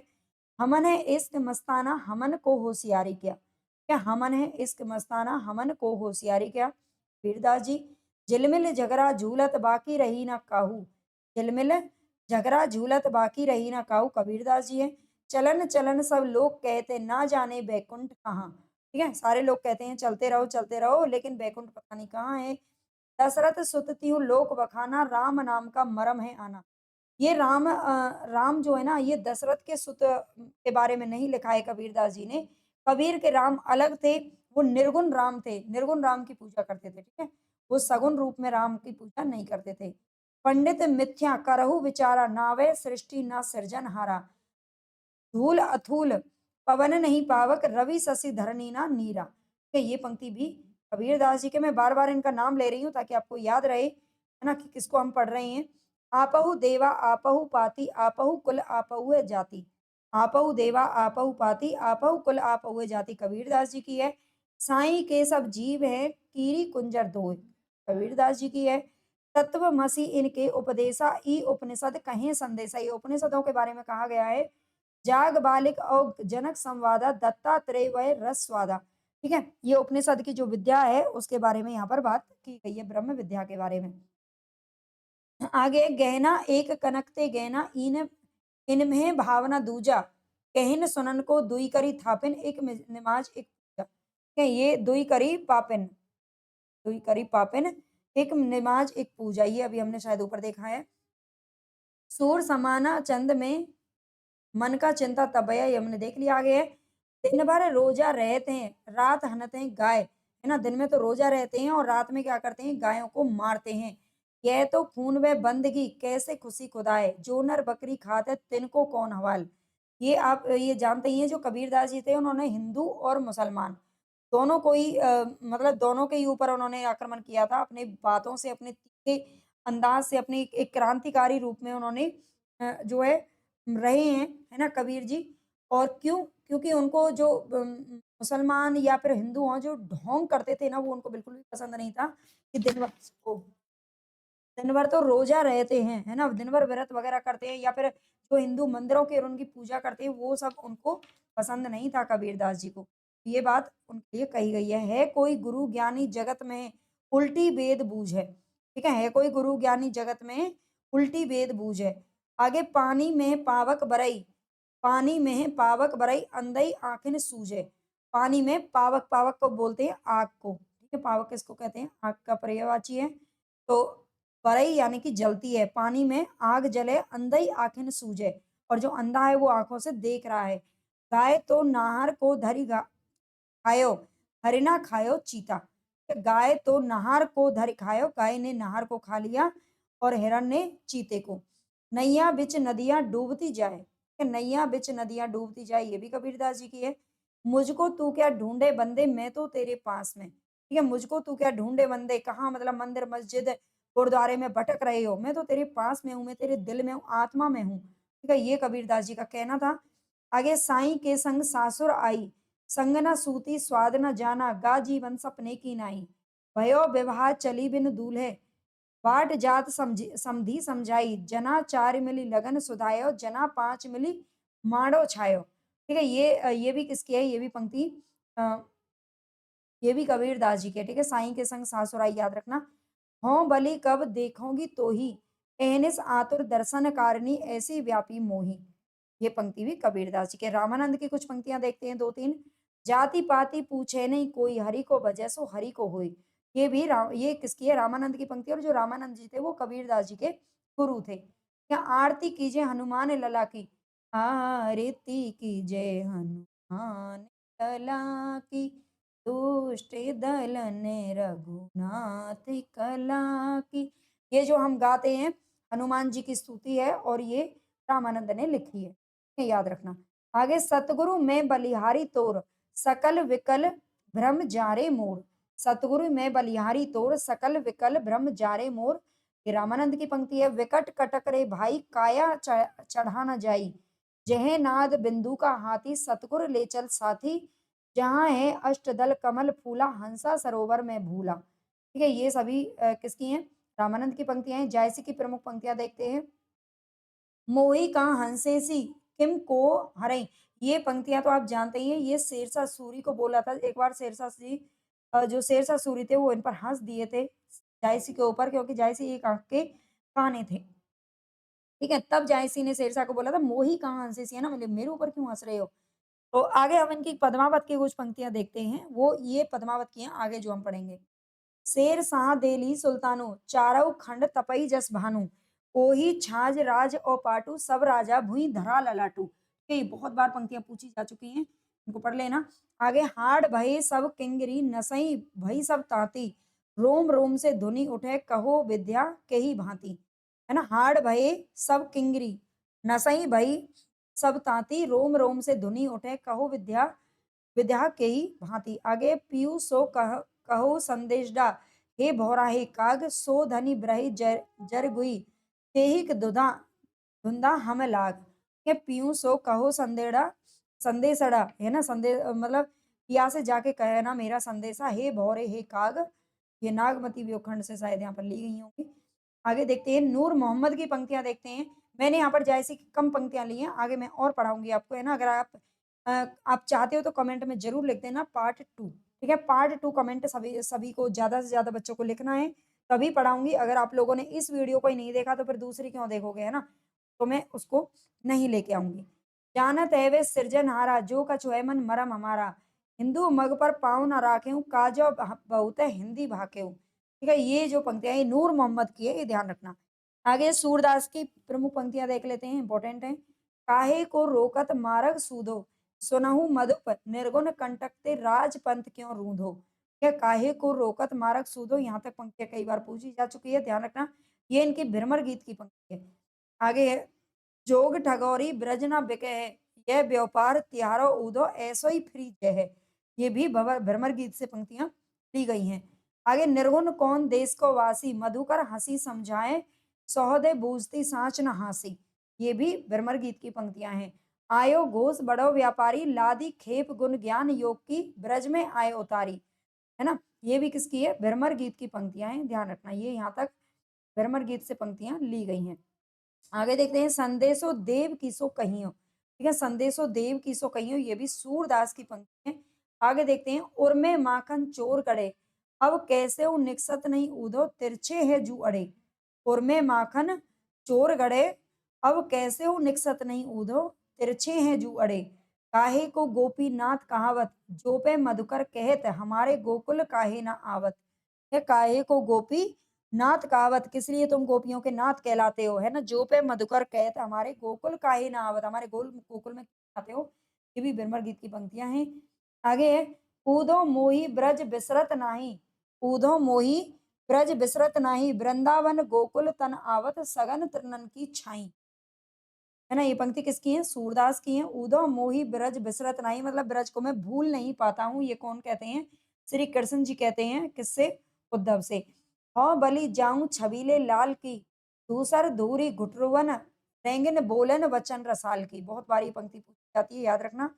आगे, शोभित कर नवनीत लिए, घुटरन चलत रेणु तन मंडित, मुख दधि लेप लिए। है ना? शोभित कर नवनीत लिए, ये छोटा जो वात्सल्य रस का यहाँ पर प्रयोग किया गया है। और आप जानते हैं जो सूरदास जी थे वो वात्सल्य रस के सबसे बड़े मतलब कवि माने जाते हैं, शुक्ल जी के द्वारा भी। और उन्होंने श्री कृष्ण जी का यहाँ पर क्या किया है, छोटे रूप का वर्णन किया है, बाल रूप का, कि घुटनों के बल पर चल रहा है। और रेणु तन मंडित, मतलब मंड जो अपना उनका रन तन है ना, वो पूरा धूल मिट्टी से सना हुआ है। और मुख मुख पर दधी लेप लिया है ना? दही मक्खन लेप लिया है। आगे, मैया कवई बढ़ेगी चोटी, ये बहुत जब छोटे बच्चे थे, थर्ड फोर्थ में शायद ये पंक्तियां हमने पढ़ी होंगी, है ना? एक सूरदास जी के पद आते हैं, तो ये याद होंगे आपको, पढ़ लेना इसको। कितनी बार मोही दूध पियत भई, ये अजऊ है चोटी, कितनी बार मैया मेरी चोटी कब बढ़ेगी, कितनी बार तो मैंने दूध पिया है ना? ये अजऊ है चोटी, आज भी छोटी की छोटी है। पाँचों दूध पिबती पची पची, देती ना माखन रोटी। है ना? बार बार मुझे दूध ही पिलाती रहती है मैया, मुझे माखन रोटी नहीं देती है। सूरज चिरजीवो दो भैया, हरी हल्दर की चोटी। हरी हल्दर यानी कि भगवान, और हल्दर यानी कि बलराम की जोटी।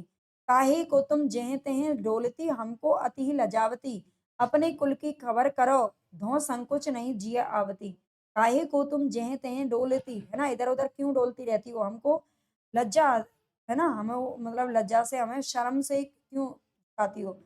आगे, चित्त चंचल कुंवरी राधा, खान पान भुलाई, चित्त चंचल कुंवरी राधा, खान पान भुलाई, कवहू बिलपति कवहू बिहंसती, सच्ची रहत लजाई।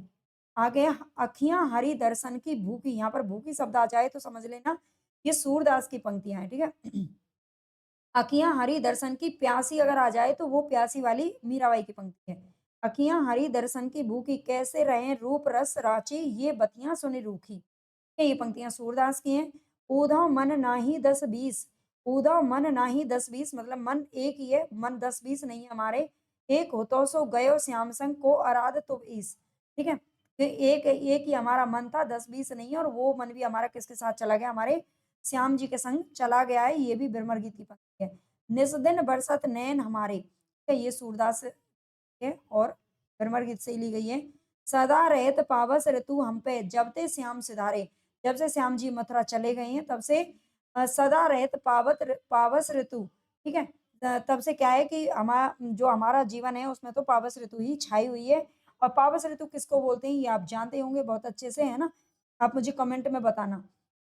विलगी जनि मानहु ऊधव प्यारे, वे मथुरा काजरी की कोठरी, जे आवहीं ते कारे। विलगी जनि मानव ऊधव प्यारे, वह मथुरा क्या, वह मथुरा काजर की कोठरी है, जो वहां से आता है उसके मन कारे होते हैं, ये उनका कहने का मतलब है।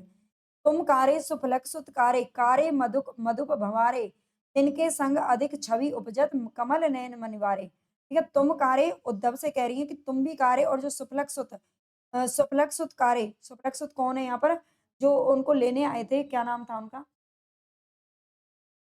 अक्रूर जी को बोल रही हैं, है ना? अक्रूर जी लेने आए थे मथुरा, आपने कभी मकर कृष्ण लीला वगैरह देखी होगी तो पता होगा। जो उनको लेने के लिए आए थे, उनको बोल रही हैं कि तुम भी कारे, है ना? तुम कारे का मतलब ये नहीं है उनकी शकल काली है, मतलब उनका दिल काला है ना? वो झूठ बोलते हैं, अक्रूर जी ने भी झूठ बोला था और फिर उद्धव जी भी झूठ बोल रहे हैं, ऐसा वो कहती हैं गोपियाँ। आगे मीरा के कुछ पद देख लेते हैं, इम्पोर्टेंट है। बसों मेरे नैनन में नंदलाल, मोहनी मूरति सांवरी सूरती नैना बने रसाल। मीरा प्रभु संतन सुखदाई भक्त बच्छल गोपाल। ये मीरा के पद हैं, याद रखना। मन रे परसी हरि के चरण, सुभग शीतल कमल कोवल कोमल त्रिविध ज्वाला हरण। ठीक है, ये भी मीराबाई की पंक्ति है। सखी मेरी नींद नसानी हो, प्रिय को पंथ निहारत सब रैन बिठानी हो। सखी मेरी नींद नसानी हो, मैं विरहनी बैठी जागू जग सोवेरी आली। है ना, मैं विरहनी बैठी जागू मतलब मैं बैठ करके अपनी जो है जाग करके रात गुजारती हूँ। है ना, विरहनी बैठी रहती हूँ और पूरा जग सोया रहता है। दरस बिन दूखन लागे नैन, है ना, बिना दर्शन के भगवान श्री कृष्ण को अपना पति रूप में उन्होंने माना था, अपना परमेश्वर माना था मीरा जी ने। और मीराबाई कह रही कि दरस बिना भगवान के श्री कृष्ण के दर्शन के मेरे जो नैन है वो दूखन लागे हैं। जबकि तुम बिछड़े प्रभु मोरे कबहू ना पायो चैन, जब से तुम मुझसे बिछड़े हो तब से मैंने कभी चैन नहीं पाया है। राम मिलन के काज सखी मेरे आरती उर में जागी रे, तलफत तलफत कलना परत है, विरह बान उर लागी रे। निस्दिन पंत निहारू पीव को पलक ना पल भर लागी रे, मतलब मेरी पलकें जो बिल्कुल भी पल भर के लिए भी लगती नहीं है, मुझे नींद नहीं आती है। तलफत तलफत मतलब तड़प तड़प के मुझे कल नहीं पड़ती है ना? मेरा जो मुझे चैन नहीं आता है। और मेरा मतलब राम मिलन के भगवान श्री कृष्ण से अपने पति परमेश्वर से ये मीरा जो है ये बातें कह रही हैं, आप समझ तो रहे होंगे, ईज़ी है ये, है ना? हारी छवि प्यारी महाराज, रतन जड़ित सिर पेंच कलंगी। पेंच कलंगी, सिर पेंच कलंगी। पेंच आप जानते हैं मोर की जो पेंच होती है, पेंच भगवान श्री कृष्ण के मुकुट के रूप में लगाई जाती है मुकुट में, है ना? तो रतन जड़ित सिर पेंच कलंगी, केसरिया सब साज और केसरिया कपड़े वो पहनते हैं। मोर मुकुट मकराकृत कुंडल, रसिकारा सिरताज, है ना? यहाँ पर क्या है, श्री कृष्ण जी की छवि के रूप में यहाँ पर उन्होंने ये पंक्तियाँ लिखी हैं, ठीक है? किस तरह की हरी छवि प्यारी, मतलब छवि जो रूप है, जो सूरत है वो इतनी प्यारी है ना? रतन जड़ित मुकुट पहना हुआ है और उस पर भी क्या है पेंच मतलब मोर की पेंच लगाई हुई है, कलंगी लगाई हुई है और केसरिया सब साजे, सब कपड़े केसरिया हैं। मोर मुकुट मकराकृत कुंडल, है ना? और मोर का जो मुकुट है वो मुकुट पहन रखा है। हाँ, पढ़ लेना एक बार। मेरे ना पिता है, ना माता, ना कोई भाई। तो यहाँ पर आपको इनका अर्थ समझने की ज़रूरत नहीं है, लेकिन अर्थ मैं इसलिए बता रही हूँ ताकि आपको थोड़ा-सा याद रह जाए। थोड़ा-थोड़ा बता रही हूँ, है ना? कि लंबी हो जाएगी ज़्यादा वीडियो। और आप मुझे ज़रूर कमेंट में बताना कि आपको दूसरा पार्ट भक्ति काल की पंक्तियों का चाहिए या नहीं, ठीक है? पार्ट 2 लिख के सभी कमेंट करना। मेरे ना पिता है, ना माता, ना कोई भाई, ये भी मीराबाई जी कहती हैं। पायो जी मैंने राम रतन धन पायो, सत की नाव खेवतिया सतगुरु भवसागर तर आयो। ठीक है? ये किनकी है? मीराबाई की है। फागुन के दिन 4 होली खेल मनारे, बिनु कर ताल पखावज बाजे अनहद की झंकार रे। है ना? तो ये भी मीराबाई की है। रस खान की कुछ पंक्तियाँ देखेंगे। धूल भरे अति शोभित श्याम जू वैसी बनी, सिर सुंदर चोटी, खेलत खात फिर अंगना पग पेंजनी, बाजती पीरी कचोटी। ठीक है, ये रसखान जी भी श्री कृष्ण के बहुत अच्छे भक्त थे, है ना? मुसलमान होकर भी श्री कृष्ण की भक्ति में इन्होंने कविताएं लिखी थी। काग के भाग बड़े सजनी, हरि हाथ तो ले गयो, माखन रोटी रसखान की है। आगे मानुस हो तो वही रसखान, बसी संग गोकुल गांव के ग्वारन। ये पूछा भी जाता है कि जो रसखान है वो मनुष्य होने पर क्या इच्छा रखते हैं? तो वो गोकुल गाँव के ग्वारन बनने की इच्छा रखते हैं अगले जन्म में, है ना? अगर वो सोचते हैं कि अगर मुझे मनुष्य का ही जन्म मिले, तो मैं मुझे गोकुल गाँव का ग्वारन बना देना।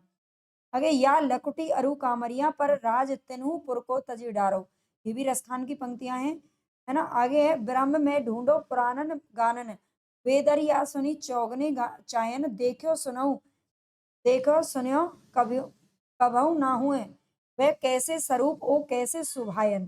ठीक है, कभी देखा नहीं है, कभी सुना नहीं है उनका कैसा रूप है। एक बार देख लेना आगे। टेरत हेरत हारी पर्यो, रसखान बतायो ना लोग लुगायन। रसखान बतायो ना लोग लुगायन। मोर पंख, मोर पंखा, मोर पखा सिर ऊपर राखियां, यहाँ पर अंकित नहीं आती है तो मोर पखा लिखा रहता है। मोर पखासर ऊपर राखियाँ, गुंज की माल गरे पैरंगी।